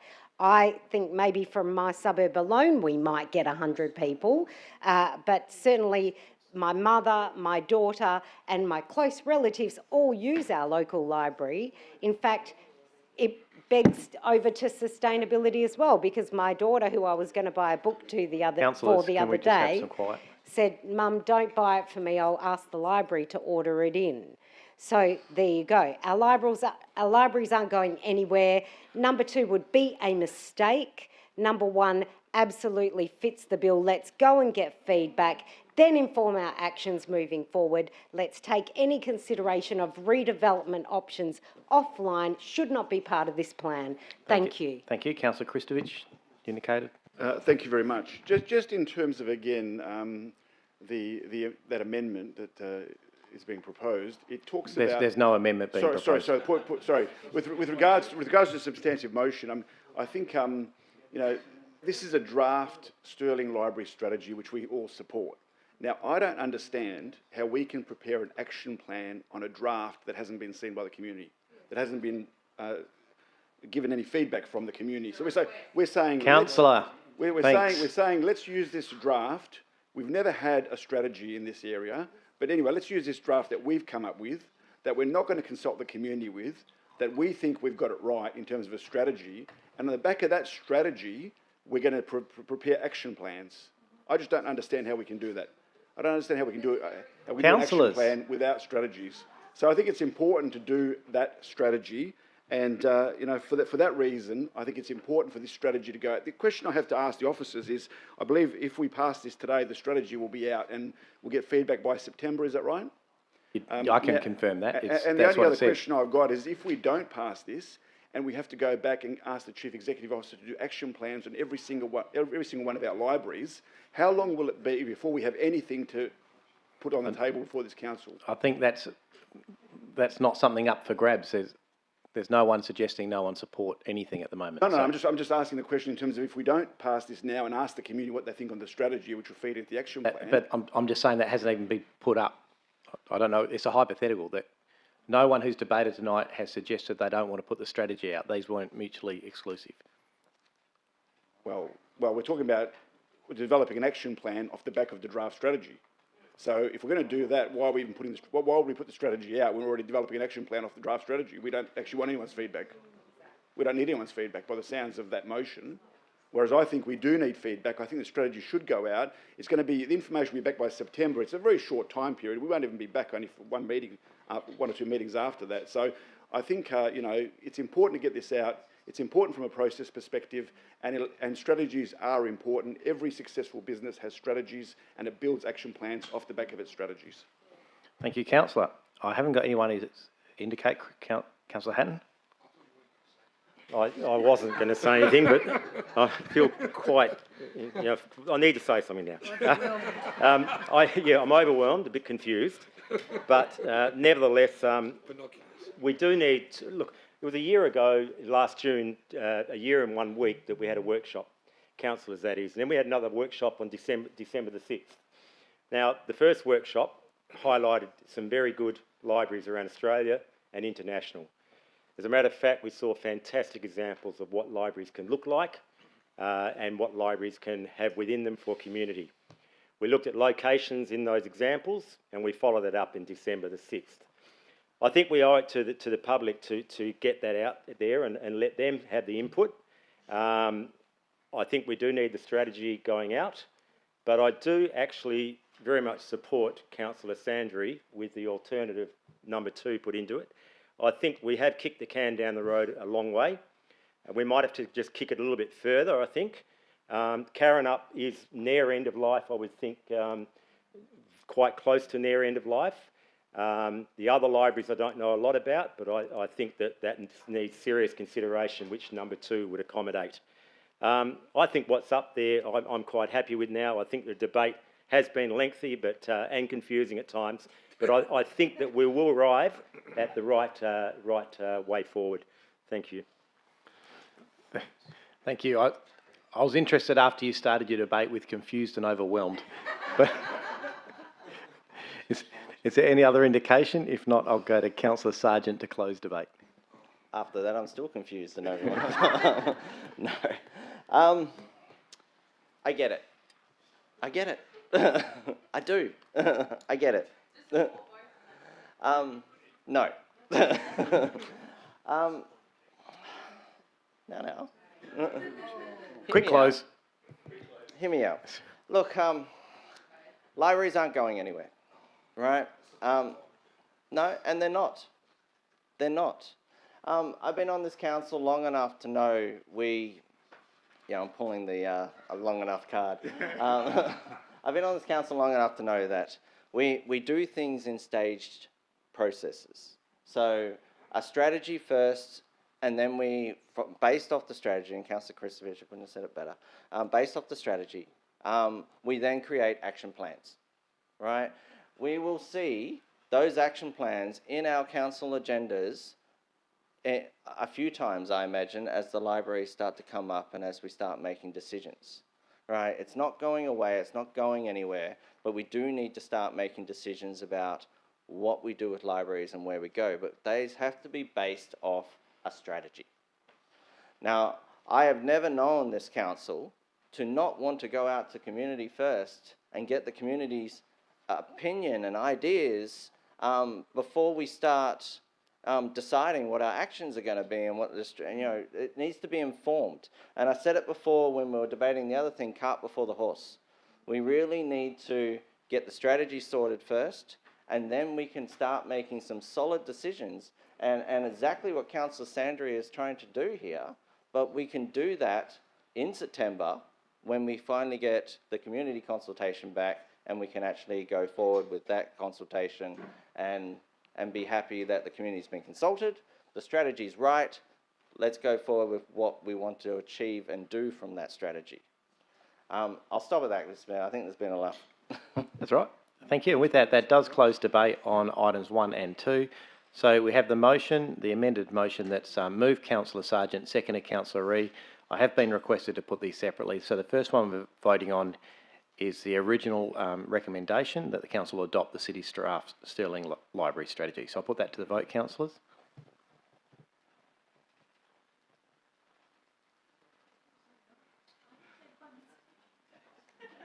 I think you can change it if you want.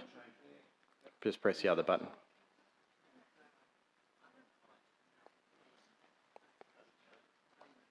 So if we just, I'm aware, look, there is in, if we can just have a show of hands for that, just to clarify, because someone's indicated they pressed the wrong button. I'm pretty sure it's unanimous, that's all. Okay, sorry. I thought it was... Okay, that's all right. Yep. No, I heard someone say over there they didn't want to vote against it. There was only one. So there is a vote against. That's all right. So the motion is carried with Councillor Lagan voting against. I will now go to motion 2, and I'll put that one to the vote.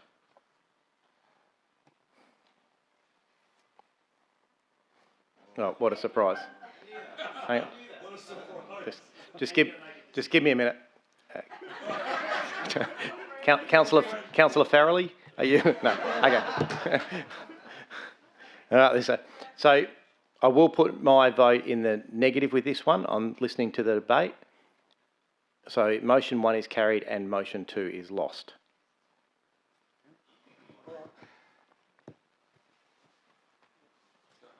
All right.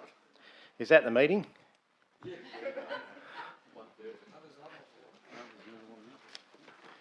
Thank you, councillors. We'll go to item 12.1, Gov 1, being pulled out by Councillor Lagan. Councillor Sargent as chair of the committee. Happy to move the recommendation to committee, from committee to council. Thank you. And seconded by Councillor Hatton. Councillor Lagan, have you got a question or are you opposed? Questions, just very quickly, I'm looking at the offences. I just wanted to know, in the offences, page 132, 9.3, part 3, does that apply to all the offences that are prescribed in Schedule 1? The ruling of $5,000 plus $500 for each part there of each day? Mr Blanchard? Thank you, Mr Mayor. I get really excited about these kinds of questions. The schedules to the Act are the fines that will go on infringement notices. Yep.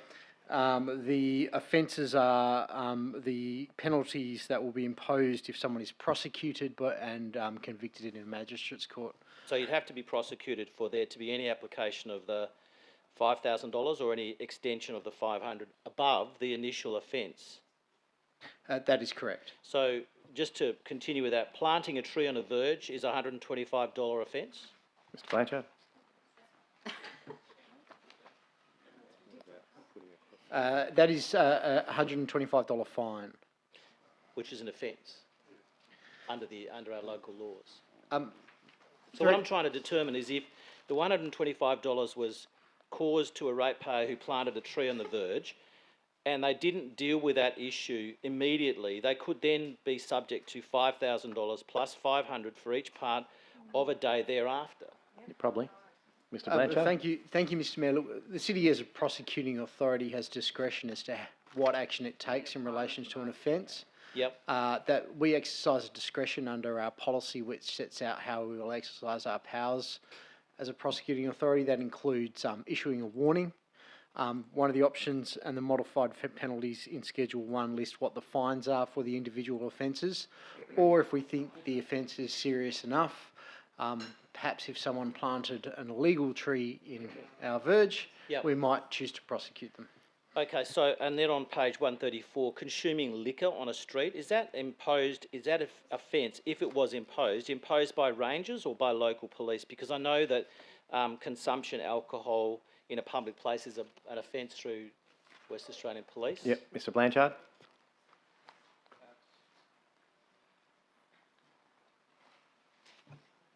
Thank you, Mr Mayor. The intention with this policy is to allow certain areas of the city to be set up for street drinking in certain circumstances, perhaps when there's an event on or a market. Sorry, I don't mean to interrupt, but that was covered elsewhere in the requirement. Councillor Lagan, have you got many of these questions? Because No. I can. Okay, just clarifying. Mr Blanchard? Section 2.21 sets up that it is an offence to possess liquor in a public place. And then it also allows the city to adopt a deemed permit to allow that in certain places at certain times. So yes, if it would be an offence against the local law, whether the city would choose to prosecute it or not is a different question. Yep, thank you. My last one, because it is an issue in my area. Failure to maintain a permissible verge treatment, would that include lawn or grass? Mr Blanchard? $250. Yeah, thank you, Mr Mayor. Yeah, lawn and grass are both permissible verge treatments. And I ask because so many people are using the verges for parking nowadays. Thank you.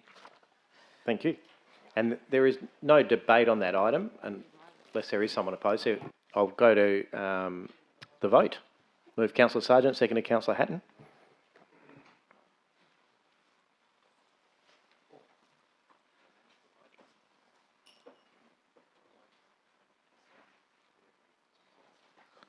That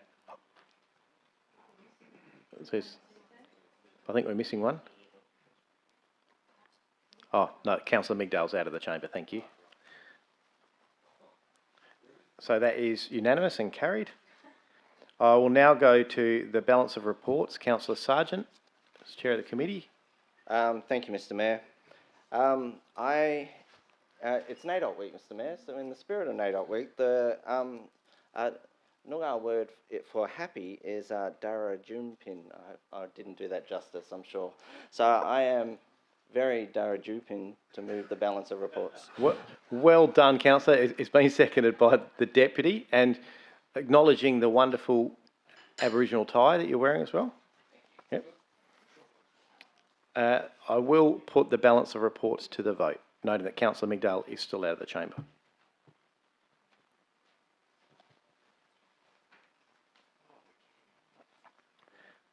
And where are we? Councillor Hatton, your vote.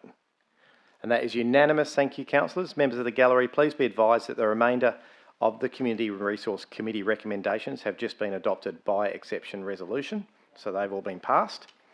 We shall now move on to the direct to council items, starting with item 13.1. Noting that the following items require an absolute majority.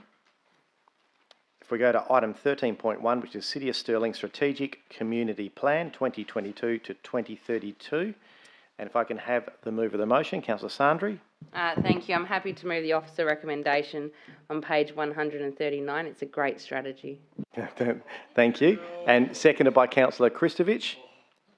Is there anyone opposed? Councillor Ree, or a question? Opposed? Councillor Sandri. I'll just say that an extensive amount of work has gone into this document, and I think that the executive team and officers should be congratulated for that. And I'll just keep it short and sweet, and I'll close debate if there's anything to add. Thank you. Councillor Kristovich. I just want to reinforce the fact that obviously a strategy is important, and this is a critical one in terms of guiding this council.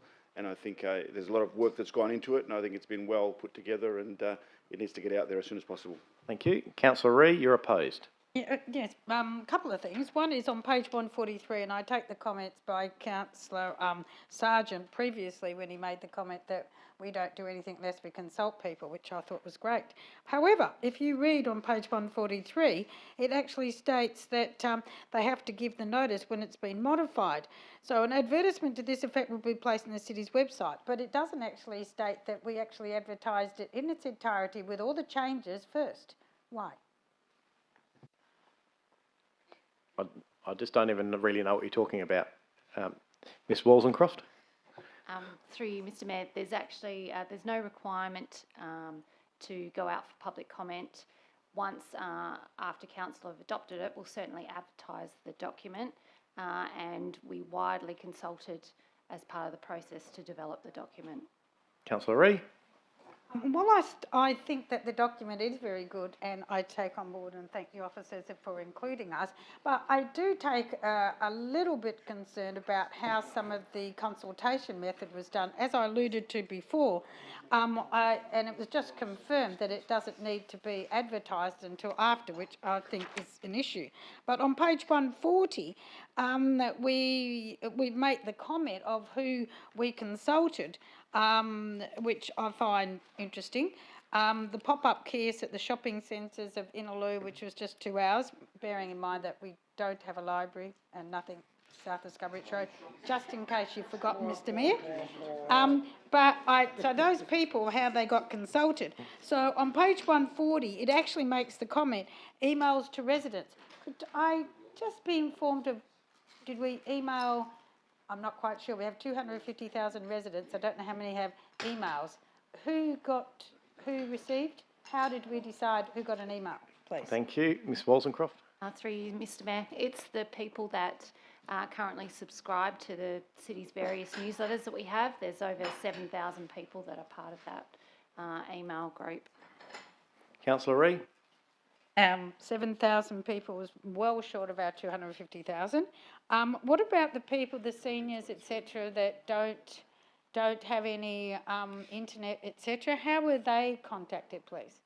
Councillor Reid, I do find this line of debate very frustrating, knowing full well that you're at one of the first meetings where the extensive consultation process was discussed readily with council, and it was one of the most successful consultations with the different mediums used and the different focus groups and residents who were consulted to provide feedback. Remembering also the strategic community plan, as are other things like the adoption of the budget tonight, one of the most significant things you do in your role as councillor, and those residents elect you to make those decisions. Ms Walsencroft, can you provide some feedback on the consultation? We used a number of methods to try and reach those people that didn't have access to emails or internet. We had displays up in all of our libraries for a period of 2 weeks at each library. We also had pop-up kiosks in shopping centres, advertised posters within all of our city administration buildings, libraries, etc. Councillor Ree. Mr Mayor, I'm Thank you for reminding me of my comments about consultation and how important it is. Thank you very much for that. I'm glad you recall my comments. You're welcome. It's actually a feedback from a lot of people in the community when they actually say, you know, where do they get consulted? And that is the concern. When we're looking at the statistics of where the people came from, I think from memory, the majority came from Balga and Westminster, Nullamara for one cohort. That's not correct. Okay, well, I can remember it being for something or other where it was a time frame when we looked at where most suburbs were consulted, and I will find that later and send it to you. But I do recall it being done in suburbs of the most ones that they got the feedback from, and that also may skew the results. While I'm not against having a strategic plan as per se, I am concerned with some of the things in this strategic plan, like we had with the Stirling City Centre structure plan, that didn't come to fruition and got changed, that with whether or not, if any of these things are to be changed, can they be brought back to council to change them when it's brought to our attention? Is that your finish of debate? What? We have just spent, I don't know where you've been, councillor, we have spent an extensive amount of time as a council going through the strategic community plan. Again, one of the most significant roles, and you had complete control over what went into this plan, as did all councillors. You're informed through the process. We now have a plan, so to suggest a hypothetical that someone's going to go and change the plan behind the scenes secretly, it's not going to happen. It's a published document of the city's strategic community plan, and the city will do minor reviews and major reviews, and they'll be public and they'll be advertised. I can't answer the question. No one's going to go and change your plan. Thank you for your comments. You're welcome again. I'm sorry that you don't take my view on consultation as seriously as I do with my community, but I'm just giving the feedback. And I did spend a lot of time on this. I actually read the whole lot, and I could actually cross-reference about 100 questions which I thought were addressed, but they weren't addressed. But as you say, you know, I could have sent you another email which you may or may not have read when I read these reports. However, I do think it's important to know that some things that we agree to, sometimes they're changed, and they're changed for different reasons, right? What I'm saying is that if we have to change them, and I'm not saying what it is, that it should be brought back to council before it's changed. You have my confirmation that would happen. I'll look forward to that in writing, Mr. Mayor. I'll do it now while you finish. Are you finishing? Are you finished? I'm writing As I it. read the whole report, and I could go on, I know you'd appreciate it, so I will send some more little notes to you. Thank you. I'm assuming there's no one else opposed or wish to. Is there anyone else who'd like to speak for this? If not, I will go to Councillor Sandry to close debate. Councillor. Just very briefly, just in terms of community consultation, I will note that the city's officers worked very hard to get 2,000 people engaged on the community strategic plan, because it is hard to get the community engaged on such a broad strategy, and they did an excellent job in doing that. In addition to that, there have been multiple workshops, particularly on the 13th of November and the 12th of February with councillors, where we actually went through the consultation and provided feedback directly back to the officers, which informed the strategy. Thank you. And with that, that does close debate, so I'll put that to the vote, again noting absolute majority is required.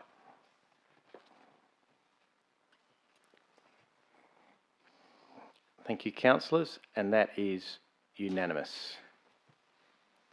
I will now go to item 13.2, the City of Stirling Corporate Business Plan 2022 to 2026. Can I have a mover of the motion, please? Move Councillor Hatton. Officer's recommendation, yes, and seconded Councillor Migdale. Is there anyone opposed? Councillor Ree? Opposed or questions? Okay, thank you. Councillor Hatton, as mover of the motion. Yeah, since someone hasn't gone for the motion or for the recommendation, I do want to say that this is really very comprehensive and detailed. It's a very good document. It does reflect the decisions on our service changes, the prioritising of projects across 4 years, the budget allocation. It drives our use of resources again over 4 years. It links to the long-term financials and asset management and workforce plan. It is certainly a document that meets all regulatory requirements, and it will drive improvement and performance into the future. It actually links to our vision, and for that reason I fully support it. It is also a leading practice in the local government sector. It's quite outstanding, as a matter of fact, and I'm glad to move it. Yes, thank you. Thank you, Councillor Hatton. Councillor Migdale, seconded. Nothing at this time. Councillor Ree. Thank you. Again, this is going out afterwards, and yes, I know it. We've got consulted with people, and yes, the councillors did. It doesn't mean that we all agree with everything. So, before people carry on again, I just think that, you know, some of these things we should be going out once we do the final product, before we then say to people we've already done it, and that still concerns me. If I look at page 222, when we've got the implementation of the Sustainable Energy Plan, which includes energy planning and community education initiatives, this is 123,000. Is this 100, because most of the boxes are ticked, is it 123,400 over the 1, 2, 3, 4 financial? Ms Waldencroft. That will get reviewed each year by council, so you can determine the allocation at that time. Councillor Ree. So the budget for the 4 years is $1 million, but that means we can change it if we choose to. Yeah, so this is a corporate business plan, not the budget plan. 227. With 227s, with the living school, the Coastal Hazard Risk Management Adaptation Plan, it's got partially grant funded.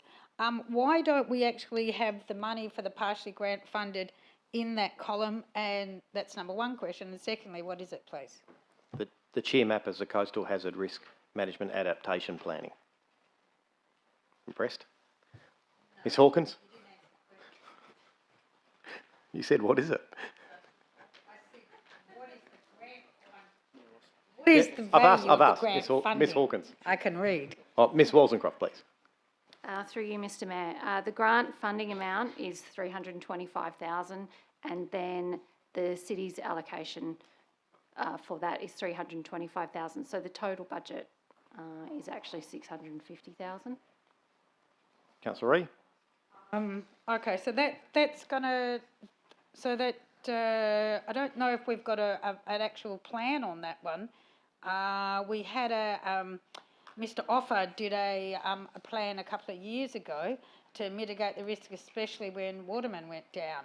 But I do believe with Chairmap that we were actually going to change it, and I don't need for it is still being worked in, yes. Which is why it's in the plan. Yeah, so this is part of the bigger funding, but I didn't think the funding was over 4 years. So. But I just want to clarify this: what you're dealing with right now is a corporate business plan. So this isn't a budget document. This is the CEO and the executive team showing how they will deliver on the council's strategic community plan. Yeah. Yeah, I know. I can read.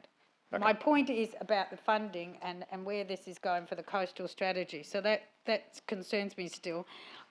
With the living school funds, which is the next one, is this not a cost shifting from state government? I mean, this is... But again, this is the wrong place to discuss that. When you go through the budget process, or which delivers on the strategic community plan, which is again something council's consulted on, once that happens, this is a document that shows how the executive and the staff at the City of Stirling will deliver on that. So it's not a time to say why they're delivering on it. It's in the strategic community plan and the budget documents we've just worked through. The whole idea of a business plan is to give direction to the staff and allocate certain monies to say that we're actually planning to do that. Yep. Therefore, if you approve this, therefore we're approving strategically the money to be set aside for those projects, correct? Yeah, but we're doing that through the budget process. But So- we're also doing it through the corporate business plan, both. yeah, I'll get Ms Walsencroft to explain it. Thanks. Through you, Mr Mayor. Yes, Councillor Ree, you are correct. So what we do is we I'm saying yes. plan through our corporate Yeah. business plan, we set the plan and that's costed and our budget then funds this plan. So for the Living Green Schools Fund project, we are allocating 64,000 in the city's budget for next year to deliver this project. So the milestones that you see included within the corporate business plan outline what will be done next financial year with that $64,000. Yes, thank you. On page 230, where we've got council governance, civic and hospitality services of 3 million, why haven't we got listed this at recreation and community as well? Because when we have community events, whether it's the men's shed or supporting Meals on Wheels, Sorry, councillors, there's a fair bit of chatter. I find it really hard to hear. why isn't there a line in that place? Ms Walsencroft? There is a line for those other services that are up for recreation services and they're further up in the document underneath our community section, key result area. That's just for the council governance service, that line item there. Councillor Ree? So, just to be clear, the civic and hospitality services, that is not in relation to when we put a function on for, say, the football or etc. Ms Walsencroft? That would relate to the ones that are conducted by our civic and hospitality services, like citizenship ceremonies and events held within the main reception hall. Okay. 232, with the enhancement to web chat. I actually thought we didn't. Excuse me, Mr Mayor, agree can with I this. ask that the motion be put? Yes, you can, and that is a procedural. It's my last question. Oh, I didn't know it's the last one.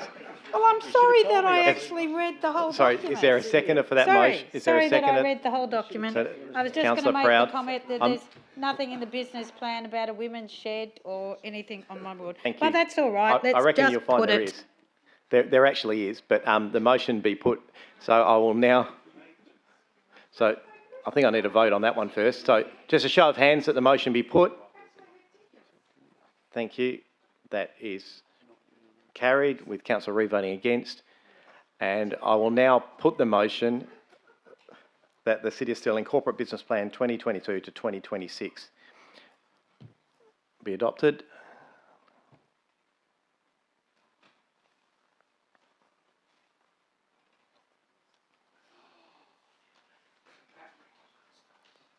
Thank you. I think who are we missing? Councillor Criado, just your vote, please.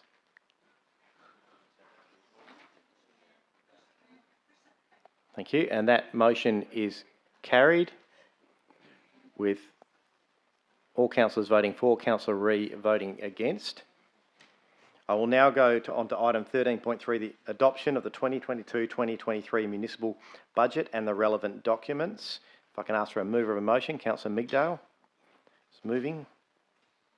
The officer's recommendation, yes. And seconded by Deputy Mayor, was it? Deputy Mayor Proud. Is there anyone opposed? If not, I will put that.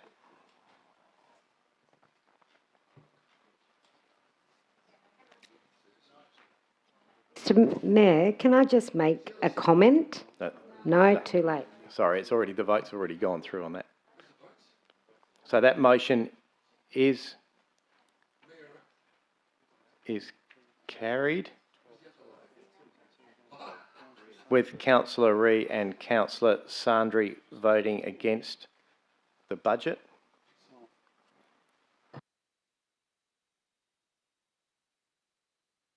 Yeah.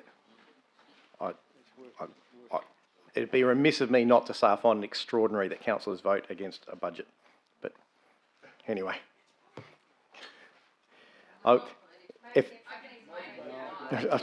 find it bizarre. No, No.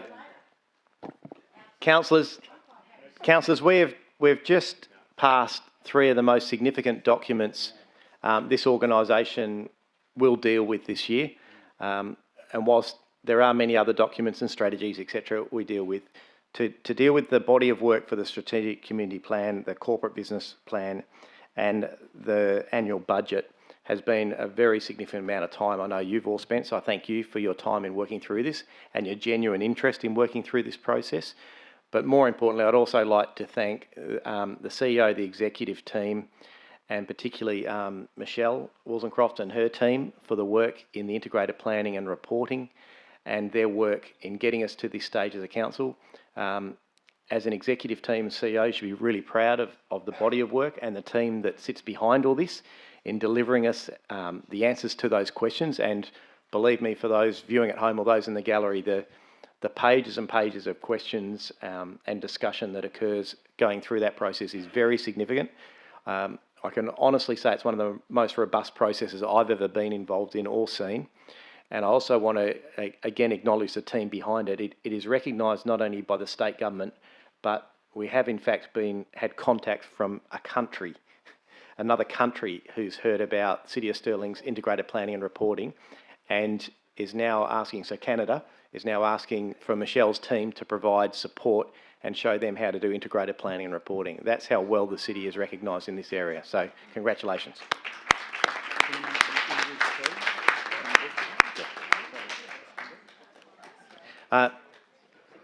Obviously, the integrated planning and reporting is a really significant process that we follow, but out of that comes a budget. So to Ingrid and your team, the amount of work that you do, I know Dan's up the back, he's probably sitting out there fairly proudly. You guys have been fantastic through this process. Again, the level of transparency and documentation provided to councils really does make it one of the most transparent in terms of local governments, I would say, in Australia. And I know recently those councillors who were over at the annual local government assembly would have seen that, been talking to other councils and finding out the limited information they do get. It allows us to hopefully make better decisions and provide better services and projects for our community. So thank you to that team as well.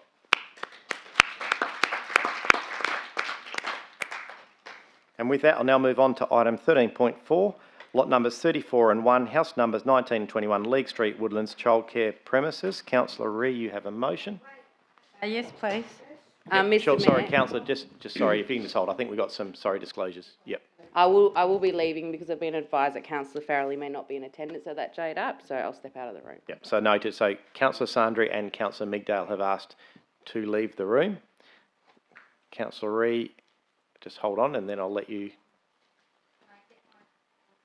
You can. And we'll now go to Councillor Ree, if you'd like to move a motion. Yes, please. I'd like to move the motion that's on the board right at the moment, that the council does not endorse the city recommendation of the Responsible Authority report to the Metro Inner North Joint Development Assessment Panel, Attachment 1, and recommends refusal of the application reference number and accompanying plans, Attachment 2, in accordance with Clause 68 of Schedule 2, deemed provisions of the Planning and Development Local Planning Scheme, Regulation 2015, and the provision of the City of Stirling Local Planning Scheme 3 and the Metropolitan Regional Scheme for the proposed childcare premises at lots 34 and 1, house numbers 19 and 21 League Street, Woodlands, for the following reasons. Pursuant to Schedule 2, Part 9, Clause 67, the Planning and Development Local Planning Scheme Regulations 2015, the likely traffic generated by the proposed childcare premises and the associated general traffic movements will have a significant detrimental impact on the traffic flow and safety on the local streets surrounding the site, impact the already compromised Talbot Road and League Street intersection that serves a higher number of dwellings, including a retirement village, increase traffic in Willow Road and Willow Way due to customers having to circle the site to gain access, an increase in traffic along League Street, which already experiences high traffic volumes. There are already 4 childcare centres. There's already 4 childcare centres within 1 kilometre of the subject site, and there's actually 2 extras that have already been approved. and therefore the subject childcare centre is not likely to attract customers from the local community. And pursuant to Schedule 2, Part 9, Clause 67(2)(y) of the Planning and Development Local Planning Scheme Regulations 2015, as the submissions received in relation to the proposed childcare premises raise concerns of detrimental impact on the function and the safety of the local road network as a result of increasing traffic. Now there's a word missing there. The Council endorses the Councillor Elizabeth Reid to make a deputation request on behalf of Council for the Metro Inner North Joint Development Assessment Panel meeting regarding the proposed childcare premises at Lot 34, number 19, League Street, and Lot 1, house number 21, League Street, Woodlands. I so move. Thank you, councillor. Is there a seconder for the motion? Councillor Perkoff. Is there anyone opposed? Councillor Sargent. Councillor Ree. Thank you. There's always opposition. We're used to it. I think seriously, pot kettle. One of the yeah, always love it, love it. Anything I put up has always got opposition. I'd like to stand and also recognise Mr. Roddick for he writing the refusal for me on behalf of the community. Oh, sorry, I'm not going to accept that. Take a seat. I'm going to ask Mr. Roddick to give clarification to this council. The officer's report recommended approval. Mr. Roddick. Thanks, Mr. Mayor. Yes, the officer's report recommend refusal of the application. I've had discussions with Councillor Ree, and this is Councillor Ree's alternate motion. Thank you, councillor. I've warned about this before, councillors. If you want the executive and the officers of this city to help you with wording so that you don't breach the act or do the right thing, you don't stand up and throw the officers under the bus and say it's their motion. It is your motion. Take ownership of it. Thank you. Continue. That's my rant. For now. Thank you. Well, I'd like to say thank you for your assistance, sir. Much more appropriate. Thank you. I'd like to just state that all the people, for those people who've actually read the documentation, which I hope they have, which would be nice, I'd like to just state that every person, the amount of people that actually said no to this development, which I'd like to ask why the table wasn't included like it should have been. Mr. Roddick. Thanks for the question, Councillor Ree. The reason why the table, I assume you're talking for and against, because every submission was against the proposal, so there's no need for a table. Thank you. Also, the fact that the design review panel actually, according to the report, didn't agree with the application and said it needed work. I think this is why we have a design review panel, so they didn't agree either. I think the report itself didn't highlight the fact that there is a big retirement village within 300 metres, of which they can have up to 400 people. There is a density development, what's it called? Not density development, what are they called? Group development, group housing, which can have up to 100 people, all coming off Talbot Road at that one intersection, which has already got so many cars, it's not funny. I mean, it's a B distributor road because it has more than 6,000, but at the moment it has about 12,000 on average. But I believe one of the ratepayers informed me that it actually, when they were checking on the roundabout, that it had about 18,000 that day. So it does vary. We have buses there. It's the main circuit route bus. So there's buses there every 15 minutes that stop-start. It is a single lane. It's difficult to get in and out of anyway. Even coming from Birchwood or coming from the lake, when you come around Blackbutt and down to the roundabout, the cars can be backed right up to Shaw Place.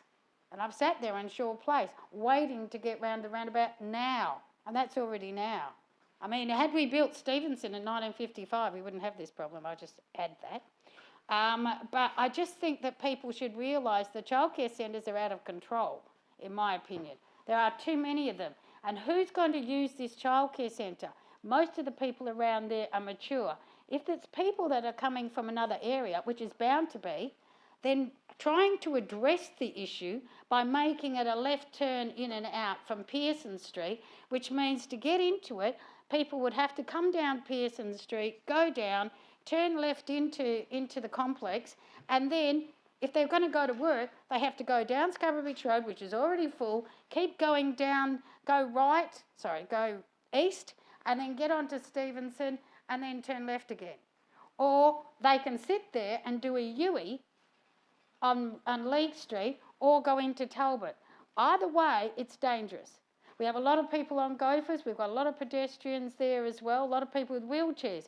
It's dangerous enough now without adding more traffic to it. And what local people are going to be there? You're looking at over 100 kids potentially, and you've got 21 staff, and you've got 27 parking bays. Where are they all going to go when they roughly come at the same time? 25. They come and go at the same time. Where's everybody going to park? And I thought it was interesting, a comment about the landscaping, swapping one tree from another tree, which was strange, but I don't need anyone to make a comment on that strangeness. But I could go through the whole report, but I won't. I think I've significantly summarised the fact that the childcare centres are of concern. An additional concern I have, which 30 seconds. Which I thank Ms Hawkins for, is that a property that can have a childcare centre on it, if it was a house, it'd be a value, a general would say it'd be worth $1 million, and therefore the rates would be a lot higher.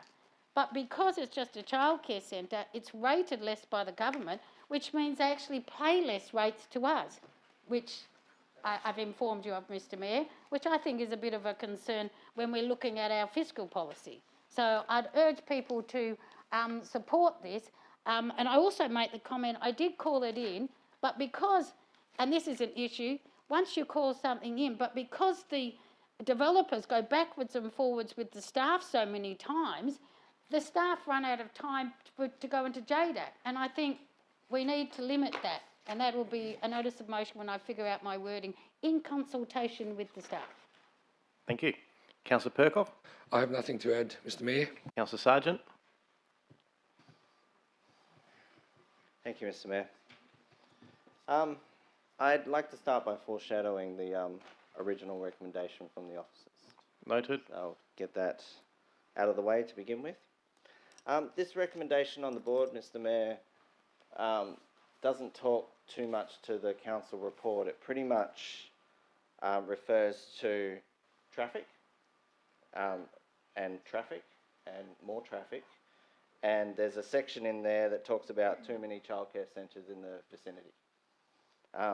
That's pretty much the motion we're dealing with on the board at the moment. It's going to refuse it based off traffic.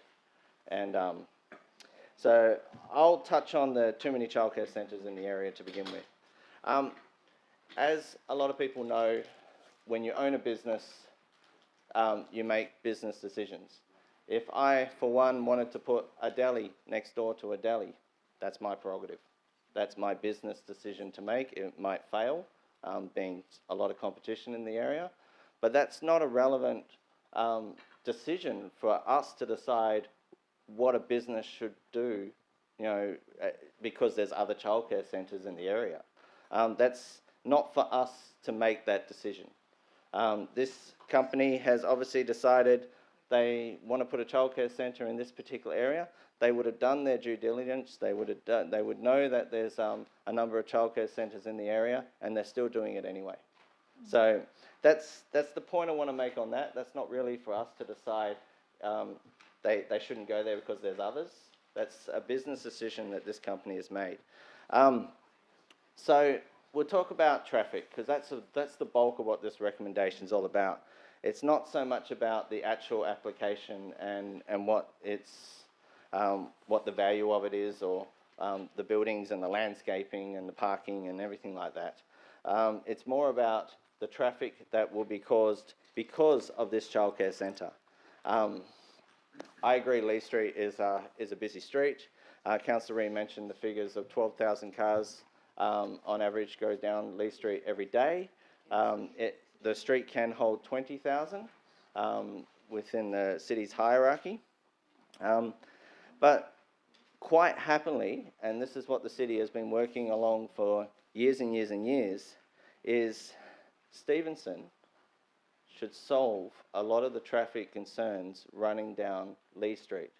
And fortunately enough, Mr. Mayor, as you very well know, we are working on Stevenson right now.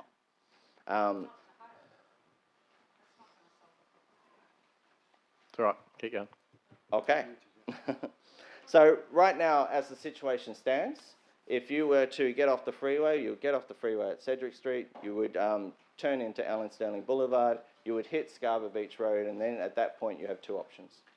You can go left into Stevenson and head towards Pearson, or you can go right into Lee Street and head towards Pearson. What Stevenson does is that link that it will provide coming off the freeway bypasses Alan Sterling Boulevard altogether. And by bypassing Alan Sterling Boulevard, there's just going to be a natural progression where the cars will stay on Stevenson heading towards Pearson. And then when they get to Pearson, they'll either go left or right and continue on. So by all intents and purposes, and you can correct me if I'm wrong, traffic on Lee Street will decrease once Stevenson is up and running. And Stevenson will not be that far away. They're working on it right now. You can see progress every single day. So this motion, Mr. Mayor, talks about the issues with traffic along Lee Street. It talks about that a childcare centre with 100 kids and 21 possible staff members will create so much more traffic on Lee Street that it's going to create a major issue on this particular road. But let's put it in perspective. If there's 100 kids, then you might find there'll be 100 cars at the very maximum twice a day, picking up the kids and dropping them off. That's 200 extra car trips on Lee Street. Now, when you're talking 12,000 car movements a day, 200 extra cars, in my opinion, won't make a noticeable difference on a street that's already got 12,000 cars running down it. We all know that Stevenson is on the cards, we all know that it's happening, and we all know that Stevenson will reduce traffic on Lee Street. So that shouldn't impact, with traffic being reduced, it shouldn't impact the viability of a childcare centre. And like I said, and I'll just finish, Mr. Mayor, this motion's about traffic. And I've tried to outline that the solutions to traffic in the area are being solved as we speak. So this motion, when you talk about traffic, I don't believe it will cause a great deal more or less traffic in the area. Thanks, Councillor. Is there anyone else who'd like to debate this, Deputy Mayor? Thank you, Mayor.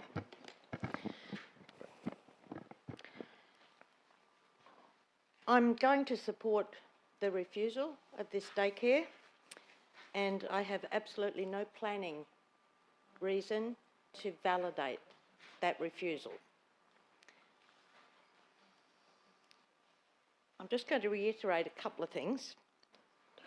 This road is a DDB road. It's carrying just over half of its carrying capacity, 13,000. It can carry 20,000. The average 85th percentile speed of this road is about 58 kilometres. It's under the 60. Reading the report, the acoustic meets compliance. The site area is almost double what we require for a daycare. We require a minimum of 1,000. This is 1,800 and a half. The open space and landscaping, it exceeds it by 2/3. Instead of 10%, we actually got 33. They've actually put in 33%. So the only non-compliant thing I can find, item, in the whole report is clause 6.2.3, which is the built form setbacks. But hell, the overall footprint of this building is less than what they could build and be approvable. What I am going to talk about against is the fact that League Street is a district distributor B, we know that, and it's carrying under capacity at under average speed. It is a fragile road, I consider. It's got lots of road traffic calming, trees, roundabouts, etc., etc. However, even though there might be, just over half capacity, there's still a lot of children in the area, and it's busy at certain times, and houses are quite close to the road there.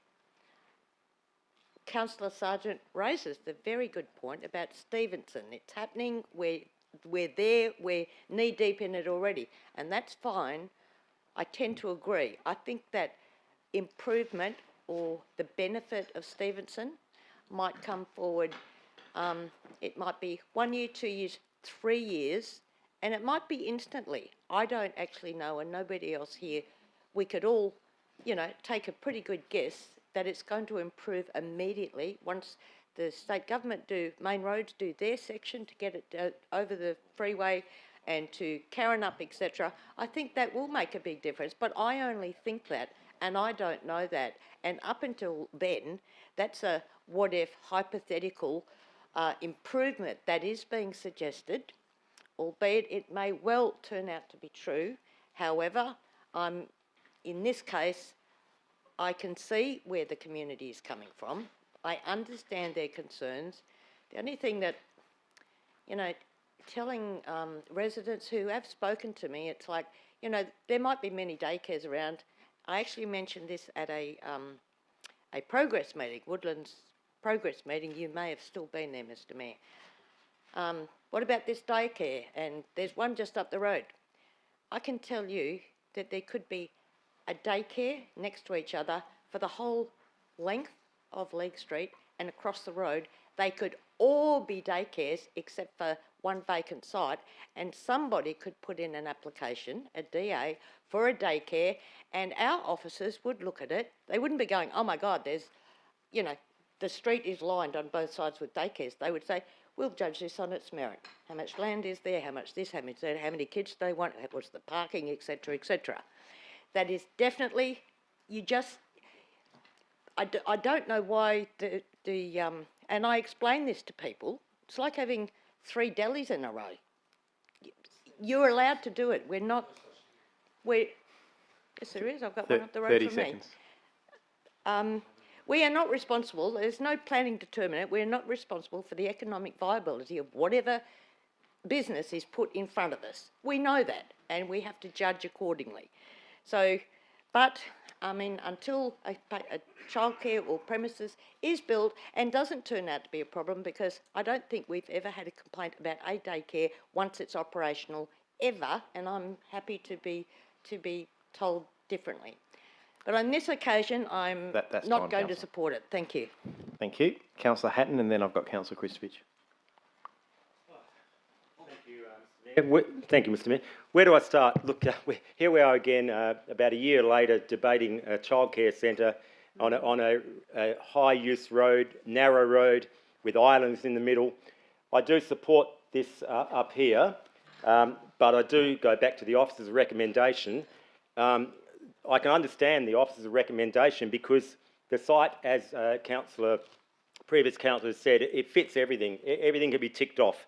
The landscaping exceeds, the lighting is okay, the operation within 6:30 and 6:30 PM is okay. There's parking, I think there's 25 parking bays with a minimum of 18 and a max, it actually fits the median of that. There's 106 children, 21 staff, but it's a big site. It can accommodate it. Not like down at Sanderling Street, which we debated a year or so ago. And I actually pulled up some technicalities on Sanderling Street to say that the street cannot support the amount of traffic going in and out of that particular development or proposed development down there. Again, I say that, and I said it back then, that the traffic analysis is flawed, and again, I believe it's flawed.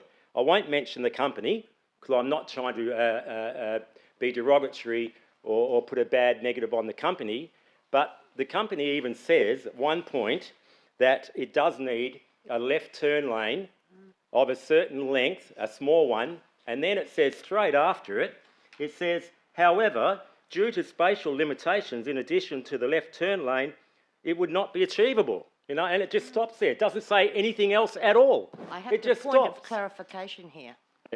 What's your point? I just have to make this point. The traffic report and our officers have backed it up in the JDAP.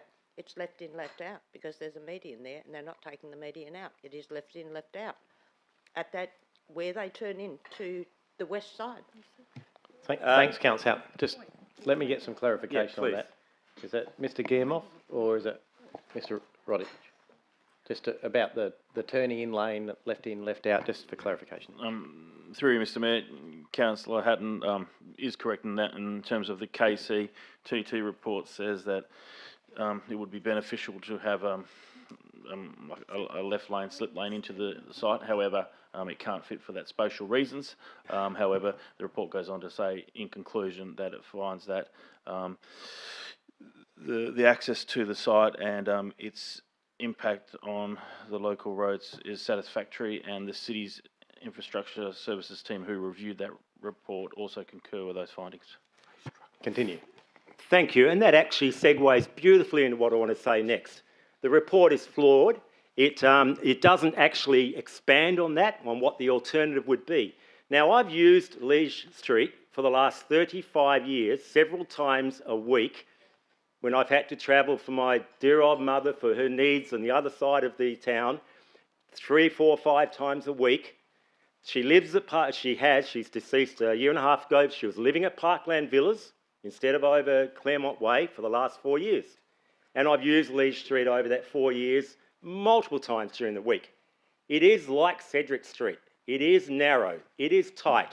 It has a roundabout at one, not far on the northern end going towards Parkland. Talbot Street is the egress for the villas, including residential on that street. Talbot comes out virtually diagonal to where this large child care centre is going to be. There's going to be about 400 and something travels, extra travels. I take the point that Councillor Sargent has made, that the new Stevenson access is going to take some weight off Liege Street. Liege Street is meant to be more of a boulevard type, well, from my understanding, when the concept came up to take the pressure off Liege Street to make it more residentially friendly. This is not going to be residentially friendly. As a matter of fact, by not having that particular ability to turn, you've actually only got about 1.5 metres of island space for cars to stop and turn into the childcare centre. You are going to have the tails of cars hanging out onto Liege Street. There's going to be congestion galore, if not accidents.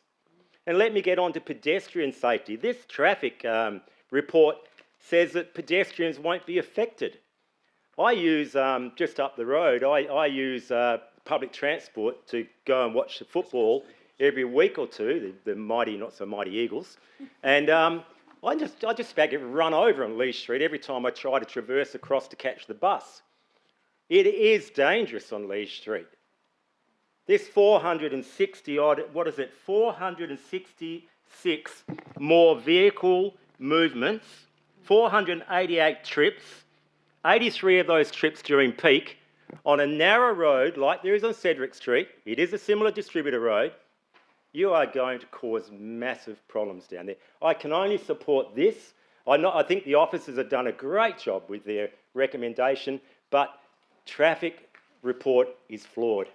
And for me to go and travel down Liege Street with this future development, I just can't accept it. For the residents in that area, it's a nightmare. It's going to be a nightmare. Or put it this way, it's certainly not going to make it better down there, even with Stevenson. So, yeah, I really do find this traffic report business a bit disappointing. Thank you. Thank you, Councillor Christovich. Well said. Thank you very much. Firstly, I just want to ask a question of the officers. Are there any planning reasons why this can be refused? Is there any planning rules that it breaks or doesn't adhere to? Thank you. Mr. Roddick? Thanks for the question, Councillor Christovich. I mean, depending on the decision maker, there could be a number of planning grounds where the application could fail. I mean, traffic is one of the considerations. The officer's assessment has considered that and believe that it's satisfactory. However, I mean, it's not to say that a decision maker could recommend refusal of the application for traffic grounds or traffic impacts, because that is a consideration under the planning framework for a development like this. All right, thank you. Look, what I will say, and I've listened to a number of people speak about this, and I'm looking at a map here of Lee Street, and interestingly enough, traffic is the main issue I hear, very passionately about traffic. Now, this is a road that is built for 20,000 vehicles. Now, I'm not sure whether the traffic report itself is flawed or not, but what I do know is that it's built for 20,000 vehicles. There are only 12,468 vehicles that use that road at the moment. So it can comfortably cater for another 8,000 vehicles a day going on that road. As Councillor Sargent has said, Stevenson is coming up. Once that's built, obviously those 12,000 will reduce quite significantly. Now, here we're talking about a childcare centre, where mothers can bring their children so they can go to work, they've got somewhere for their children. Obviously, they wouldn't be building a childcare centre if there wasn't a need, if the community didn't need it. So, do we deny the community the ability for their children to get looked after so parents can go to work? That's the first question I ask. And we have passionate debates about childcare centres and where they should be located. When I look at Lee Street and I hear people talk about traffic in, traffic out, etc., we're talking about, like I said, 126 vehicles with staff, etc. Now, what is on Lee Street? Well, we've got event cinemas on Lee Street. We've got Anaconda. Point of order, the figures aren't correct. No, well, there is 106 children and 21 staff. I'm happy for the debate. Yeah. So we're talking about, in the scheme of 20,000 vehicles, the fact there's only 12,000 there, we're talking about an extra 100 or so vehicles. Even 200, let's say 200, let's be generous, let's say 400. Even if you say 400, it doesn't even take it to 13,000 vehicles. Not bearing in mind that, like I said, Stevenson will take a lot of the traffic away. But what have we got there? We've got event cinemas. We've got major businesses on Lee Street. We've got massive amounts of traffic coming in and out of Lee Street all the time. It's a key road and there's a lot of activity there. Now, to say that, a childcare centre is going to be the end of the world for Lee Street, when you've got event cinemas, you've got Anaconda, you've got a pub, you've got all these other businesses that are feeding off Lee Street. Imagine the debate we'd be having if there was a childcare centre and someone came along and said, I wanted to build an event cinemas there with restaurants and movies. I wanted to build a tavern and I want to build Anaconda. Imagine the uproar by this council in that situation where we're talking about thousands of vehicles, not a couple hundred. Now, I know childcare centres are an issue when they're built in suburban locations. And I know people are passionate about that, but Lee Street is different. It's not in the middle of the suburb of Stirling. It's not in the middle of the suburb of Careen. I know the community gets up in arms, and I know we have approved childcare centres in the middle of suburban locations, not main streets where there are massive businesses, where there is a huge amount of traffic, where there can be a lot more traffic. So I think the traffic issue is very insignificant in the scheme of things here. I mean, to say... Councillors, you've had your chance. To say that Lee Street, are people then saying they'd rather see, a childcare centre in Sanderling Street, one of these little suburban side streets, because there's not much traffic in those streets. But of course, we've had childcare centres popping up in those suburban side streets, and people don't want them there. It's like, well, we don't want to put it in a quiet street because that's going to bring a couple of cars in the quiet street. So we need to decide where we're going to do it. We need to build them somewhere. Now, if we're not going to build them on Lee Street, then we may as well say we're going to build them nowhere. Because if we're not going to build it on a street which has significant businesses on it, which has a huge amount of capacity, which is going to have a reduced capacity with the improvement of Stevenson, then I don't know where we're going to build a we might as well say we're going to ban childcare centres in the city of Stirling. Because that's effectively what we're saying if we can't even agree to have one here. Because councillors... Because being no more dramatic than anyone else. As I said, if traffic is the issue, then Lee Street is the wrong street to be arguing the traffic argument. You might want to argue about other things, but I think that's the wrong street when it's proven to have a capacity of 20,000 vehicles. 30 seconds. Now, if people can say to me that that's wrong, it can't have 20,000, then I understand that. If people are saying that that's going to be a bigger impact than Event Cinemas upgrading its facilities, so Event Cinema comes along and says, we want to remodernise our area, we're going to say no because, hey, you're on Lee Street. You're going to create more traffic on Lee Street. It's going to create more congestion. Lee Street's too thin. It's not wide enough. I mean, we'll find 1,000 excuses why Event Cinemas can't upgrade or Anaconda can't upgrade or any other business Wrap it up, can't councillor. upgrade. So, look, I've heard the arguments. I understand the concerns, but I think this is a better location than many other locations. Thank you, councillor Kristovich. You don't get a second chance, councillor. Councillor, you don't get one. What we do have is a democracy where everyone gets their view. Councillors, is there anyone else who wishes to debate? If not, I'll go to Councillor Reid to close debate. Thank you very much.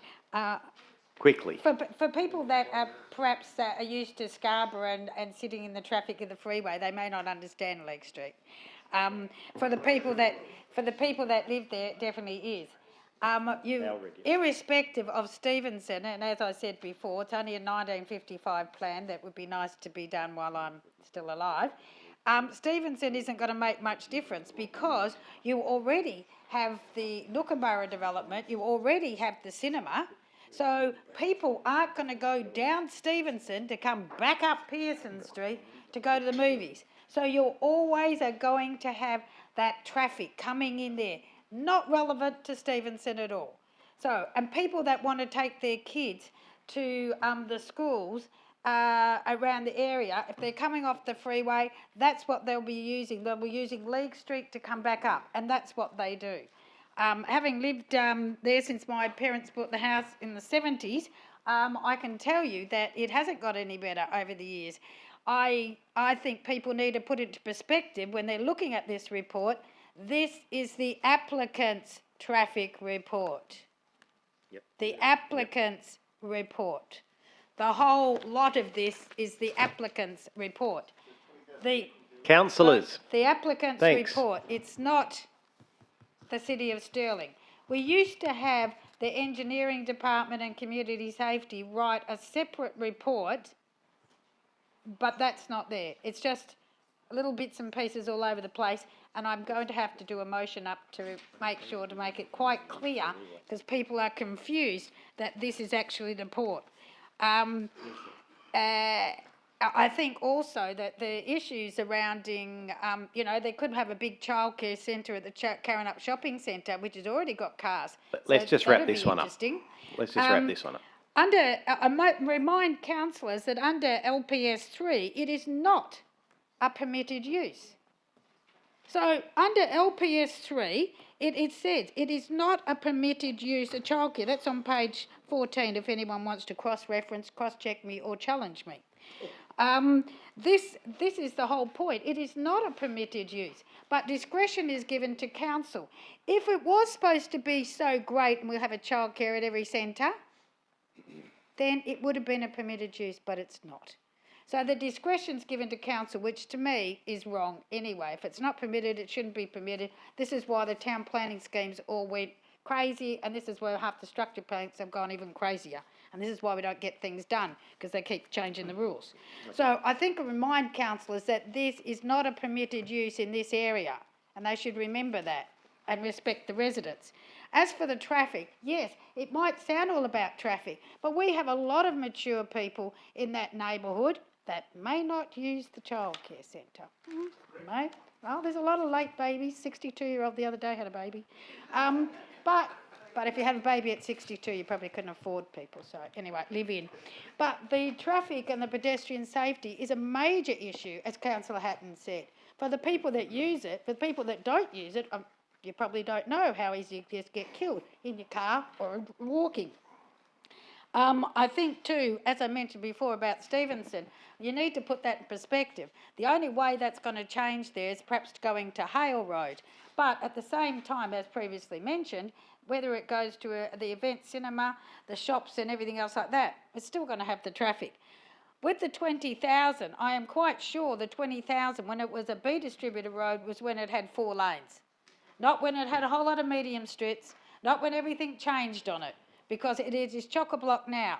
And you need to put in perspective that that is the main circuit route bus for university students, for people having access to universities, Fremantle, etc. There's a bus down League Street every 15 minutes.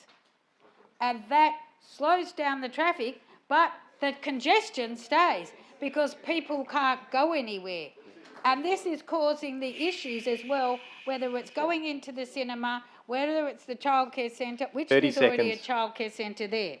I think also that whether or not we already look at the community's needs, and the community have actually said, you didn't get one person in supporting this. They were against it because of the noise and everything else. And my last comment was, if you read why it's saying it's not endorsed, it is because it is against some of the planning and development local planning scheme regulations. So there it is. We have the legislation to say no. We have that the is time, Councillor. legislation. Thank you. We have the legislation that said it's not a permitted use. And if we're going to, we need to make a stand, because these childcare centres are making money, costing our people that are breeding Thanks, money. Councillor. And we need to review it and stand up. And I ask councillors to do so for my community. So that is moved, Councillor Ree, seconded Councillor Perkoff. Noting that Councillor Sargent has foreshadowed the officer recommendation, I will put that to the vote. Thanks, councillors.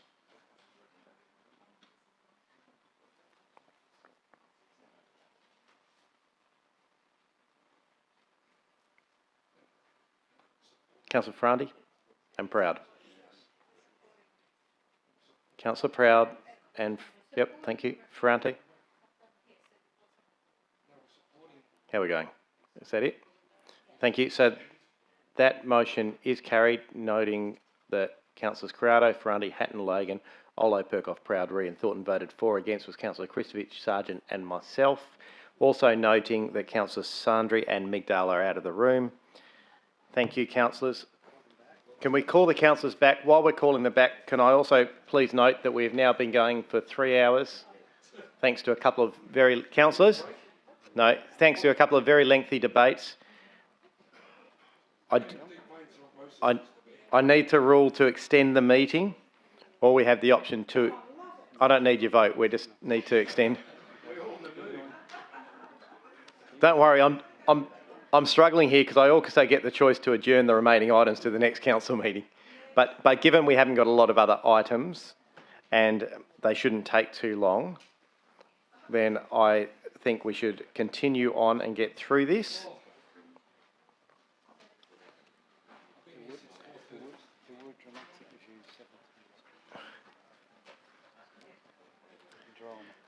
Councillors, we have the full quorum back in. Councillor Ree is moving item 13.5. Is that what you're saying? And Councillor Hatton has seconded that, the milestone event application. Is there anyone opposed for that? Then I will put that motion. This is an application for the Perth Naval Association. So it's basically the RSL funding to do the Vietnam event.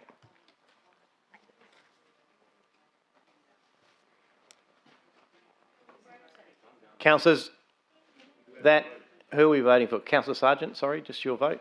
And Lagan? That is Councillor Lagan.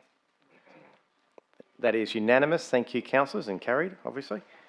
Notice of motions for consideration, councillors. Item 14.1 is a notice of motion from Councillor Felicity Farrelly. Given she's not here this evening, Councillor Farrelly is an apology. And thank you. And I have approved for item 14.1 to be deferred until the next council meeting at her request. We've had a discussion with Councillor Farrelly, and item 14.2, it doesn't need a motion. Yeah. No, a councillor has the opportunity, if it's their motion, to hold it over to the next council meeting for it not to be dealt with. There's no issue. It's done. It's going to be at the next council meeting. Item 14.2 is a proposed notice of motion, also from Councillor Farrelly, the change of agenda publication. She's asked that her co-ward councillor, Councillor Kristovich, move the motion on her behalf. So I'll go now to Councillor Kristovich to move that motion. Yep, so I move that a report be presented to Council about the following matter, that the deadline for the publication of agendas before Council and committee meetings be amended from close of business Friday before a meeting to close of business Thursday before a meeting. Thank you. Councillor Ree is seconded, so I'll put that to the vote. understand that unless anyone's opposed. Are you opposed? Sorry, councillors. Yep. No, if you're... No, well, either... We've already voted, I think. But I am happy. I did jump the gun there, so I'm happy to cancel the vote and go back and have you opposed to this.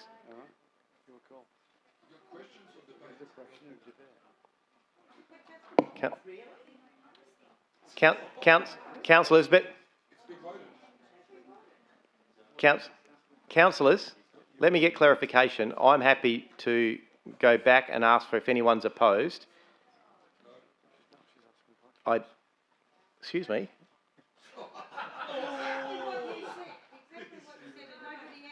I didn't ask if anyone was opposed. I put the motion, so I am happy. I'll check with Mr. Blanchard if I can do that, but I'm... If you consider there's been an error in the way the decision was made, you can have another crack, Mr. Mayor. Yeah, thank you, Mr. Blanchard. I'm happy with that. So we have got a motion that's moved. Is there anyone opposed? Yes. Thank you, Councillor Proud. I'll take my questions offline and we can do the vote. Thank you. So we'll go to the vote then. All right, go to the vote. No, there's a big difference. My procedure was wrong. I didn't ask. And now it's unanimous. Thank you, councillors. Item 14.3, proposed notice of motion from Councillor Joe Ferranti on the City of Stirling office kiosk. Is there anyone who'd like to move this motion? Councillor Ferranti? Just checking. My voice is gone. Mr. Mayor, I'd like to move the motion as put forward on page 348. Thank you. And it's seconded by Councillor Migdale. Is there anyone opposed to this motion? Don't worry about the ward councillors. Well,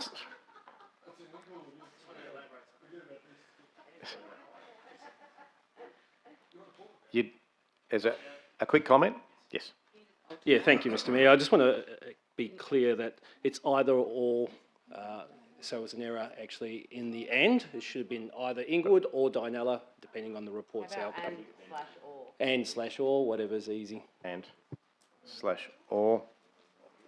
And that's obviously following some discussions with the ward councillors. And so I will now, if there's no one opposed, I will put that motion. Thank you, councillors.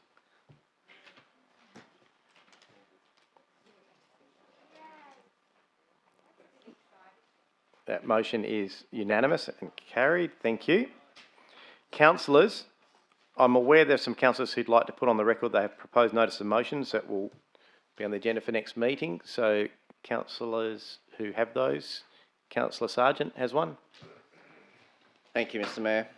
That a report come to council outlining the history, costs and services derived from being a member of WOLGA, outlining the value of the association with WOLGA and providing alternative options for the advocacy and support that may be more relevant to the City of Stirling. And can I provide a reason? Yes, you can. Reasons on the board there. It is apparent that WOLGA spends a disproportionate amount of time advocating and supporting minor and regional councils with a very different agenda than our own, and the scope of the City of Stirling. As one of the largest local governments in Australia and the largest in WA, Stirling should explore the risks and benefits of being associated with WOLGA and whether there is a more strategic option going forward into the future. Thank you. Councillor Ferranti, was that one I saw? Yep. Thank you, Mr. Mayor. I don't want to keep everyone. It's been a long night. This is at least this one's in your ward, councillor. Keep going. Read it out. Thank you. You always get me at the end of the night too, by the way.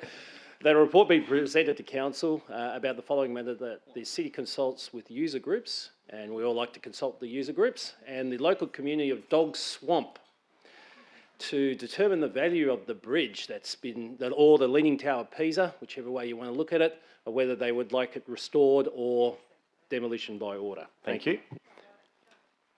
And was there another? I think there was another one. Councillor Migdale? No. Yep, there it is. Can't even see it from here, to be honest with you. That a report be presented to council about the costs and implications of planting trees along the Flinders Street median strip in the 23-24 planting season. Thank you. I would love the trees people don't want in your area. Yes. And anybody else's for Flinders Street. Thank you, councillors. That brings Can I us. have yours? That brings us to item 15, questions by members of which due notice have been given. I have nil. New business of an urgent nature, I've nil. And matters behind closed doors, we have nil. Councillors, that brings us to item 18, which is close the meeting, and I declare the meeting closed at 9:44 p.m. Thank you.